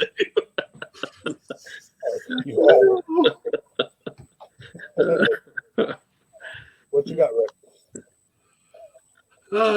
It'd be easier for me to tell you what I don't collect. I, being the toy photography, I buy figures I don't even really want, but I know they'll make good pictures. Like I was talking about the Ninja Turtles, the movie versions, they could kill those sculpts. They look like if you look at them long enough, they'll move. But they're costly. There's like $60 for the 2-pack kind of thing. And then you had to get the one with shredder and then everything else and stuff. So, but Marvel Legends is probably my top one. But now, because of the price thing, I'll be playing the long game on those and just watching those clearance aisles, But G.I. Joe, this new classified line, it's like right. They're so close, and the G.I. Joe I just pick up. Even the ones I don't collect, like the Python Patrol and the Tiger Force and all that stuff. That's when I reach out to you guys and go, hey, you need this? Shane gets a lot of text message from me or a picture going, hey, you need this? And of course, Indiana Jones already has it, but try. So I just but yeah, those they're feast or famine because they're either everywhere or you can't find them. Because I think me and Dave was talking about the other day. Have you seen that retro carded gung ho in Walmart anywhere? No, never once. I got it from Walmart.com like months and months and months ago. It's never hit a shelf once that I've seen. Okay. I've not even seen groups of people posting, "Hey, check out your new Walmart or something." No. Nope. And it's like so. And but I collect the McFarlane because especially I'm not a big Batman fan, and he sure likes to make Batman. It's Batman heavy. But there's a few of those Rogue Gallery characters in there that I kind of looking for that new Penguin figure. And unfortunately, a character that I really want, they made him a Bath. And I don't really want the other figures in that line. But that Solomon Grundy's outstanding looking. I've seen pictures and stuff, and I like Solomon Grundy. But they have 40K. I fell in love with Spawn when the first comic book issue come out, and that was my last comic book to read was the Spawn comics, and I stopped in the mid '90s, because I had to raise kids, and at that time I was managing retail, so it was 12-hour days, 6 days a week. When I was at home, I was probably in a comatose state. And I collect the horror figs. Jason Voorhees, any of the classic slashers, stuff like that. I collect those. Of course, I cosplay as Jason. Everybody that knows me knows that. So as soon as there's a new fig come out, I get tagged 1,500 times. But then again, there's an old picture of a G.I. Joe standing on a dead squirrel on the side of the road. It's been out 100 years. Yeah. Every time it makes its way, I start getting tagged again because everybody knows. Photographer, all that stuff. The funny thing is there's a black and white picture, and it looks like a soldier's carrying another one across a muddy battlefield, and he's strapped over his shoulder, but he's shooting backwards, and people see that's real soldiers, and this is how a real man acts. I'm like, actually, those are 12-inch G.I. Joe figures. Yeah. Movie that Welcome to Marville or whatever. They actually made a movie about the guy. It's kind of an awesome movie if you've never seen it. It's moving, it's stuff. But and I tell people, that's not real men. It's not even like men. That's action figures that is so well shot. But yeah, I collect too much stuff. I spend way too much money on plastic crap. I need an intervention sometimes. But American Express loves me. Visa loves me. MasterCard, I think they keep promoting. So yeah. I'll never get out of debt. Well, don't count on us for an intervention, because after the intervention's over, we'll probably all go out and go toy hunting. Yeah, y'all are no help, man. Well, Your bros is supposed to have you back, and y'all don't help me. Y'all are enablers. That's what Shane, you're an enabler. I'm like the dealer for the plastic crap. Yeah, you see that big trench coat with G.I. Joe's hanging on the inside. hey. Did you shipwreck? Cover girl? Kind of reminds you of what was it? Jingle All the Way, where the guy had the Turbo Man in his trunk. He was trying to sell Schwarzenegger. Yeah. It was a knockoff. Mm-hmm. Speak Spanish, didn't it? Yeah. This is, I'll tell you, I got out of collecting for a while, quite a few years actually, and I hadn't collected anything Joe since, well, '88 when I got rid of it all.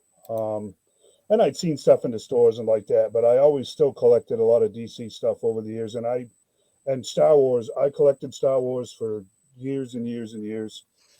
Before we moved down here to Alabama, about 2 years before, I sold everything. All my DC stuff, and 770 Star Wars figures, and there were over 200 vehicles, and there was close to 50 play sets. Sold it all. Sold them off in lots, and you're never going to get out from under, but I didn't have to move it.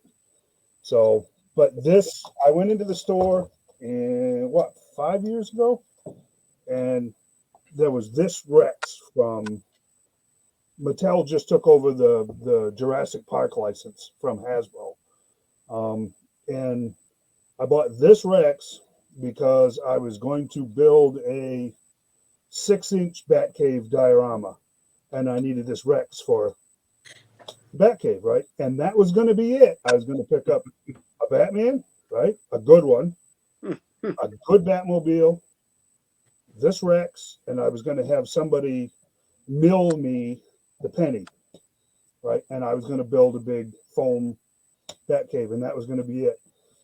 That was not it.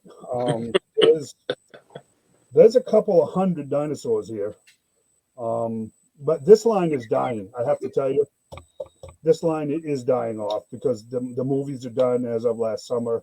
If you guys have paid attention to the toy aisles, these toys did not sell well at all from that movie. I mean, at all. And so I went from this to I got to get that good Batman, right? I have to get that good Batman for my Batcave. I'll do this because I think this is the one he's talking about.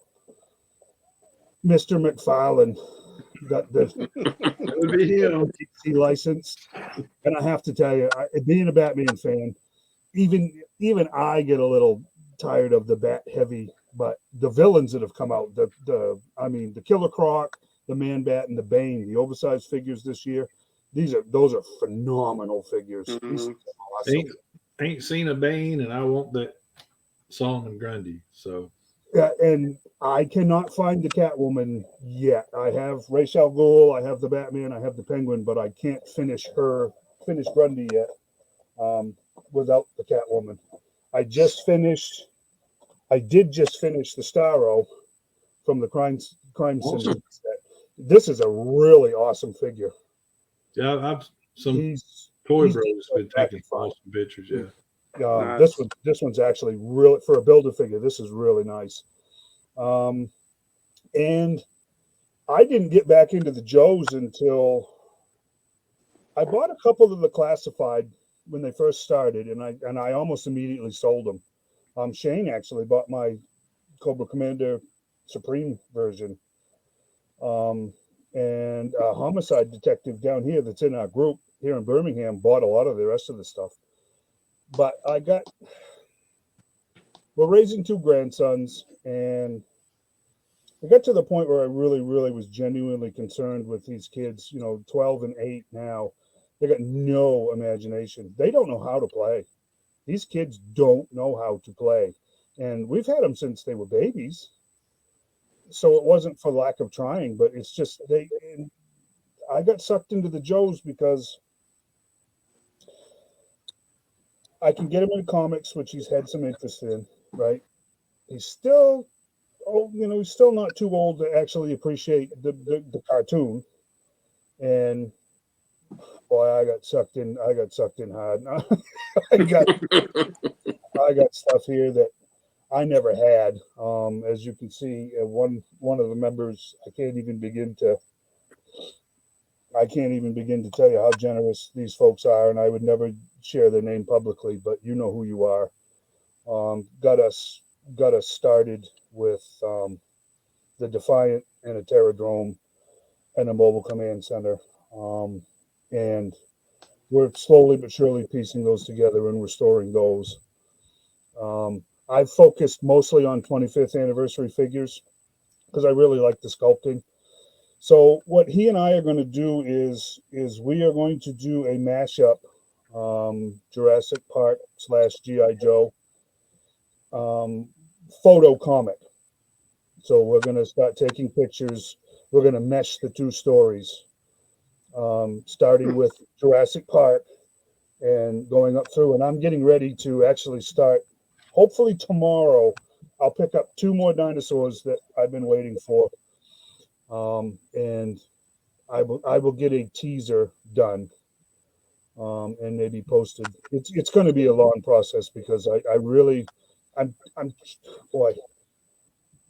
I'm desperately trying to get this kid's imagination tripped because he has one, but it seems so digitally focused. If that makes any sense to you. Yeah. Minecraft, he can sit and play Minecraft for hours and be very creative. But to sit and play or to sit and read or to sit and even write a small story, he doesn't even know where to begin. And that's bothersome to me because you know what? I personally think imagination builds character almost as much as experience at certain ages. Don't get me wrong. When he starts being 16, 17 years old, it's going to be experience heavy. But I think all of us were so hugely developed as the people that we are by our imaginations. And it's worrying me. I know that's probably heavy for the content, but that's why I got sucked back into the Joes. So that Jack's box is full of 25th anniversary loose and complete figures. And I say complete because I actually have the cards. I got file cards. And he's enjoyed these file cards as much as he has the figures, which is a good sign for me. And I'm getting there. The generosity of this group has been absolutely immense. So that's where I'm at. That's where I collect. We're going to mesh and max the 3 3/4 stuff with the classified figures as we'll use the classified figures for the close-up stuff, and the more distant shot we'll use the 3 3/4. And of course, when there's vehicles involved or whatever, we'll be using the 3 3/4 stuff. And I will say, I don't know what, to be blunt, guys, I don't know what the hell I was thinking, but I had a comics dealer in Texas that came up with an incomplete flag at a deal that just could not be said no to. And he shipped it for $56. Wow. Oh, In a lawnmower box. All the part. So I actually have a flag here underneath the table that's I don't know what I'm going to do with it, but I'm do something with it because I haven't even started on that. I've inventoried it, and believe it or not, it's surprisingly unbroken. So wow. that's Deck pins and all, huh? What's that? The What's deck that, Shane? pins and all. The deck pins. Yeah. Yeah. Yeah, he had those in a separate Ziploc. Those are hard to keep from breaking. It's missing the largest deck piece, which isn't that big a deal because that they're around. course, the fantail railing that's broken, that one's getting reproed. I'm not spending $300 on a railing. And it's dumb stuff like the engine cover, the seat for the fuel truck. The common stuff is missing, but I'd put this one at 90% complete. Believe it or not, the purge valve is there, the antennas are there. I need to glue them, but those will be okay for a while. He took it in trade, has no space for it, and said, I've got a a lawnmower box that it'll fit into, and it was $56. So just for a reference, if anybody else sees this, when these guys start asking for $150 to ship something big, don't buy it, because it's not true. That's just a way of getting more money out of you. He shipped it from Denton, Texas, I think it was, to here in Birmingham for $56, insured for $1,000. Wow. And the shipping was $56. So when these guys say it's going to cost me $200 to ship it, that's not true. So that's where I'm at. The prices lower are due to initial release price. Comic shop prices at $25.99 or $26.99. I wish this told me who posted that, but it doesn't. It just says Facebook user. I'm going to think it's Mike, because I think so. He knows this, so Yeah, from what you guys told me about, that would make sense as to who that is. Yeah, thank you for that. Yeah, I mean, there's no doubt there's reasons. I don't know why. I'm guessing. I'm spitballing on the whole thing, to tell you the truth. But thanks for that information. Nacelle Tours is trying to make these doors. RoboForce and Sector's first. Oh, you probably shouldn't have posted that one. Oh, man. Never heard of Nacelle Toys.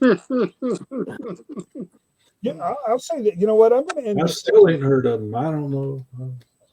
I'll end this section with this. I think I'll tell you the honest truth. I think probably half of the future of toy collecting within probably 15 years is going to be the sale of the scans for 3D printers. I think a lot of people are going to be able to 3D print stuff from the past, and they will sell you the software to print the stuff, and a lot of guys will be printing their own stuff instead of trying to run it down or buy it. I really do think that's about 50% of the future of toy collecting, because let's face it, this stuff is getting brittle. I'm seeing more and more guys talking about mint on card figures with elbow cracks and busted waist because they're failing in the bubble because they're getting so old. They were put under a lot of pressure from the get-go, so the fact that they're even lasting the way they are, I was surprised going through my vintage stuff, doing that comparison shot, how many of mine were not. Of course, I was missing some thumbs, and my roadblock, if you notice, his foot, I guess, was under stress from being on a peg where it just popped, separated off the heel. Everything else, that plastic's old. So then where that rivet goes for the elbows and stuff, that was already under a lot of pressure. So I'll give you a good example of something that's modern, and it's only 4 years old. I had a Jurassic Park Spinosaurus that was a Walmart exclusive and very, very rare. Dinosaur's about, let me see if I can do this right. He's about this long, okay, 2.5 feet long. There were two portions of its side. You fold down the skin and there was bones, and then you fold down the rib bones, and inside of it there was a ball that looked like organs, and it was filled with red liquid that would swirl around when you pushed a button, so it looked like there was massive damage to this thing's body. 2 weeks ago, it was just before Christmas, so 2 weeks ago, a guy in one of the Jurassic groups said, look at what's happened. And he showed red liquid all over a bunch of boxed dinos. He had one of those Spinosauruses up on a higher shelf. that internal clear ball failed, and it started leaking that red chemical all over everything underneath. You probably just explained something to me. Like I said, digging, I found a whole bunch because I have a whole bunch of the JP1 line of dinosaurs. And all, they're all in totes. There was a sticky substance on a lot of those. I'm going, and I have that Stegosaurus It's in leaking. there. So They're leaking. that's, So now you're talking about, those are what all of us, I think, would agree to be modern toys. So I think a lot of the older stuff is going to start changing because, boy, it's old, man. This stuff is old. When you start thinking about it, and I don't know. I do think the 3D printing is probably going to be a big thing in the future. I really do. But that's just me. We'll see. Yeah, when it comes to vintage Joe's, a cracked elbow, I don't think nothing of it. If the paint looks good on it, to me, it's mint. I don't care if it's got a cracked elbow because it's getting harder and harder to find them. I mean, like you said, that's one of the things that discouraged me from trying to collect them on the card. Some of the vintage Joe's, because eventually the O-ring's going to fail on them. I mean, they're under so much pressure, and another obstacle for inbox collectors is a lot. I know this was like with the Playmate Star Trek. A lot of the ships, they had the try me feature where you could press a button. Well, eventually those batteries are gonna erode and ruin the thing if you don't take it out of the box. Yeah, those button cells degrade just as sure as an alkaline battery. Yep, you're absolutely right. And you had some Joe like the talking Joes that had the backpack. I think it was Cobra Commander and Stalker and Hawk had the backpacks with. I mean, if you don't take the batteries out of those, they'll deteriorate too. They're watch batteries, but they'll still erode. Yeah, I can show you pictures. I bet you can. Yeah, I was about in tears digging through that stuff. That stuff has not aged well at all. It has pressure, especially the older McFarlane figures and some of the old. They're made. That plastic holds a skull. That's incredible. Yeah, but it's brittle. Yes, and it's just crazy. And like I said, now I'm gonna have to look through that Stegosaurus and see if that's where that sticky stuff, because it was all over everything. It probably is, my friend, because that's what's happening even with the modern stuff. Now this stuff's in storage, so it goes through extreme heat, extreme cold, and anything but being taken care of. But right. I've had this stuff since I was a kid, and a lot of it just didn't survive. And like I said, the vintage, it took me forever to do all that because I had to find O-rings. Right. Yeah. Luckily, I still have a bunch of those off-brand G.I. Joes that were Star Lords or something like that. Corpse, is that right? Yeah. Break them apart and add O-rings.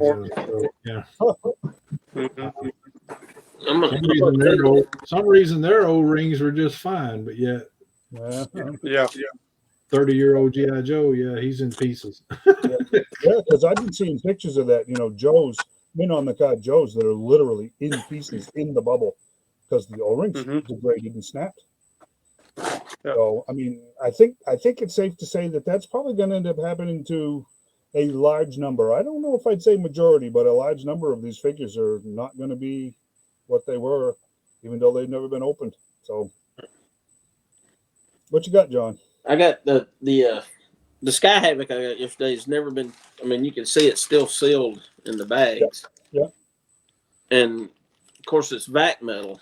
And actually, the main part, it's not. I mean, it's not. It was not originally sealed to begin with. But look how. I mean, I don't know if you can really tell from there, but look how beautiful. Yeah. Shiny that is. And I'm afraid. I mean, it's definitely because my man cave.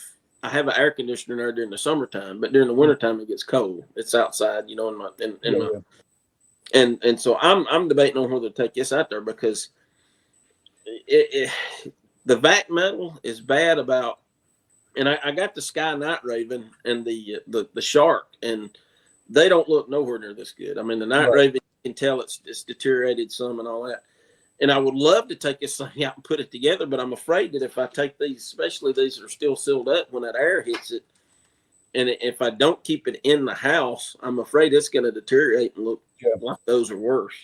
But I mean, I was amazed when I pulled this out of the box yesterday and saw how beautiful. I mean, because you're talking about something that's over 30 years old. Yeah, 35 years old. Yeah. And the only reason it looks like this is because it had to been kept in climate control, and it's still in the bags. Yeah, exactly. And, my Sky Shark, it is weathered pretty well except for the canopy. It's got a lot of scratches on it, but the chrome part, and like I said, it's been in tote.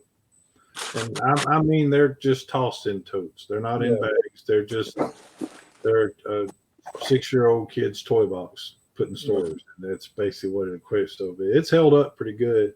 I would about do many things for us. That chromed up Night Raven that I sold years ago. That was a beauty. Oh yeah. And I own every version of Night Raven ever made except that one. So yeah.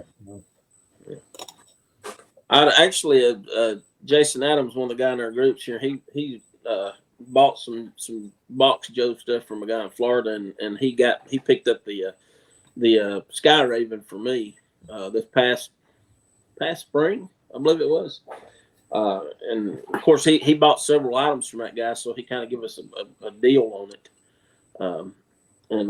Because I'm like Rick, I mean, I love the Raven. I think it's an awesome vehicle, and it's in good shape. It's just you can tell around the corners and the edges and all that you can see where the silver's not. I mean, it's starting to dull. Yeah. And again from age, and I think that how much we touch it with the acid in our fingerprints that has a lot to do with it. Really, Yeah. really, it was Mike that posted about the price. Yeah, And see everything. that, And nice. so we appreciate you, Mike, bro. That was actually, John, a perfect segue into my segment, which would be recent finds, because I don't have a guest this week with this dress rehearsal, so to speak. So that was actually perfect. You got it. You got anything, Shane, that you picked up recently or for Christmas you want to show off? All I picked up this last week was I grabbed this clawful of the Oregon line. Mm-hmm. I got it yesterday when I was with John at Replay Toys. Never saw it anywhere in any of the local stores around here, so I had to get it. Nice. And everybody knows I'm into Lego and Harry Potter, and I picked up this little Harry Potter Lego the other day also from Target. That's pretty much it for this week. Nice. Really couldn't find much more. Kind of hurt my feelings though. What I you was got? hoping Rick? to wake up with a Tiger Force Duke and Ram. Yeah, man. What you got, Rick? Any good finds? Well, does that show up? Yes. Mm-hmm.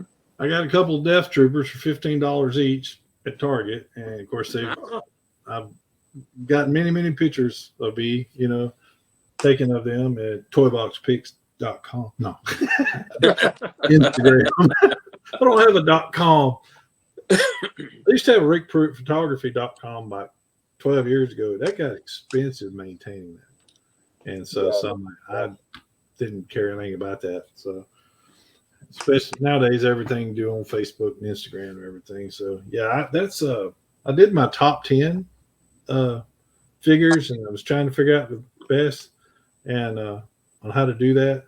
And so I broke it down in the different categories and stuff. So and I was like, Black Series, I've only bought one all year because I just the new series on Disney Plus and all that kind of stuff. I just ain't watched some of their stuff. So I got, but the Death Troopers were back from the Mandalorian, and I really liked that show and stuff. And then so it actually gave me, it was a number 2 or number 1, one of them. So But yeah, that's about the only thing I've gotten recently. The other figure I got was a Christmas gift from John, and that was Zorana, and I shot the crap out of her, and I'm still.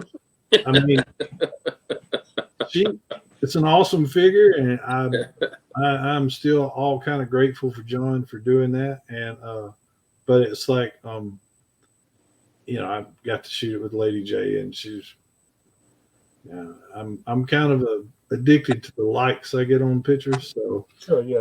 And I recreated a scene from the comic book of the post-Cova Civil War where her and Lady J's fighting on the beach and stuff, and a whole lot of people dig that. So Awesome. Because I want to do that funny scooter scene thing where Zartan gives her that little blue scooter with the basket. And I was reminded that there's a G.I. Joe episode where she spies and she drives a scooter to the site, and she so it's like Zorana on a scooter is not an unfamiliar concept. Yeah, exactly.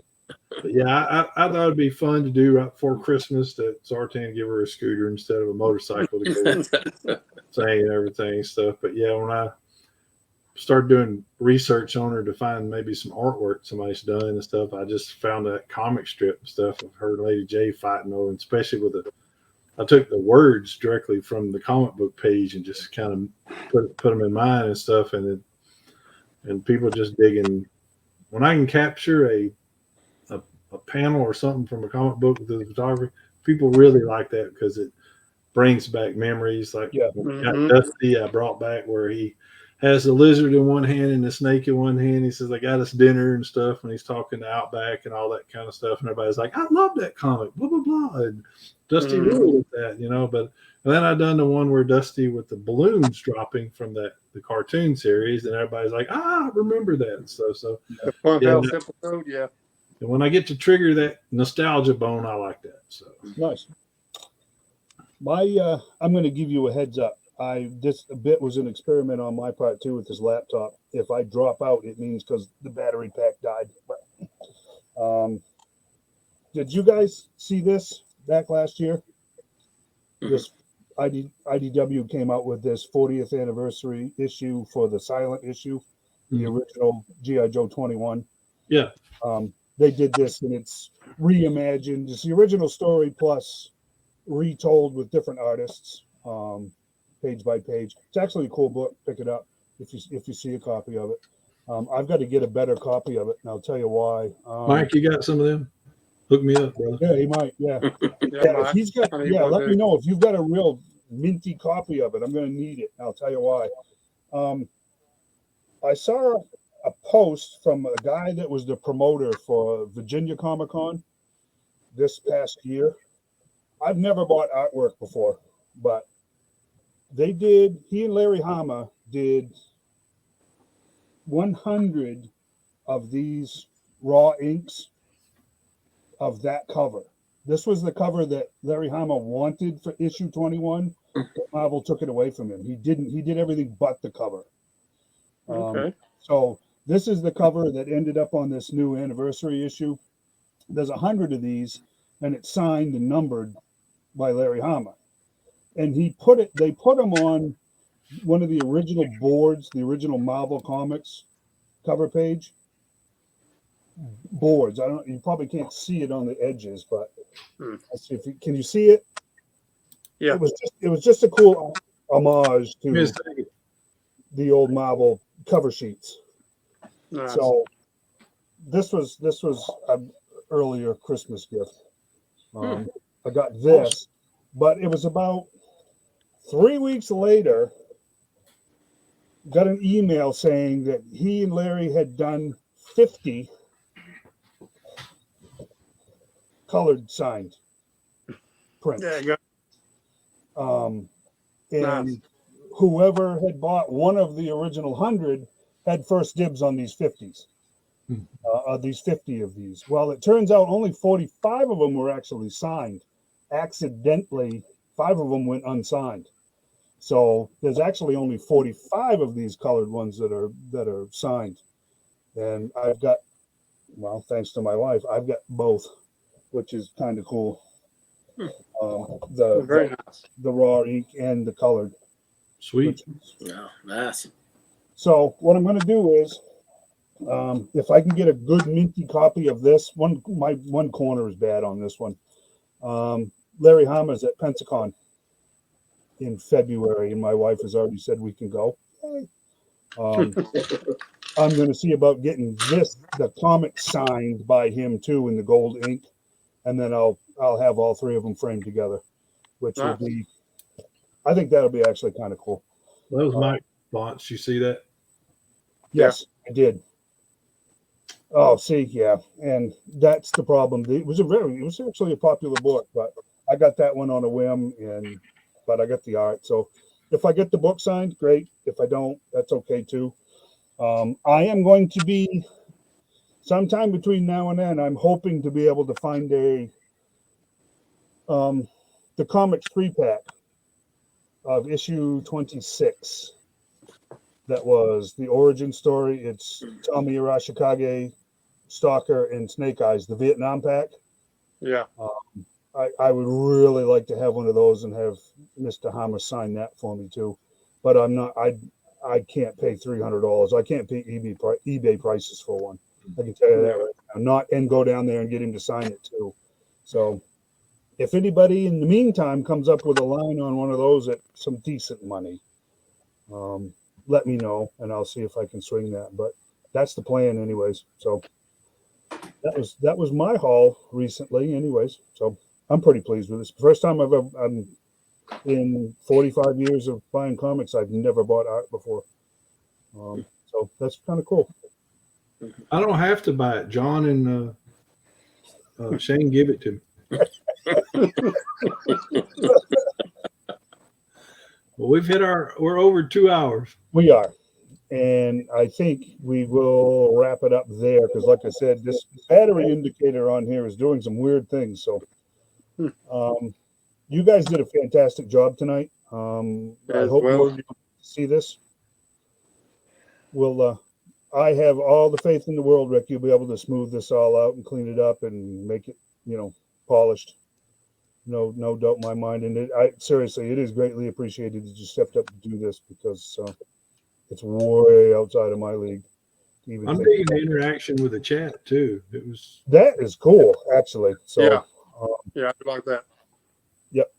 So let's call this an episode. At least a prototype of an episode. Episode 00. Episode 00.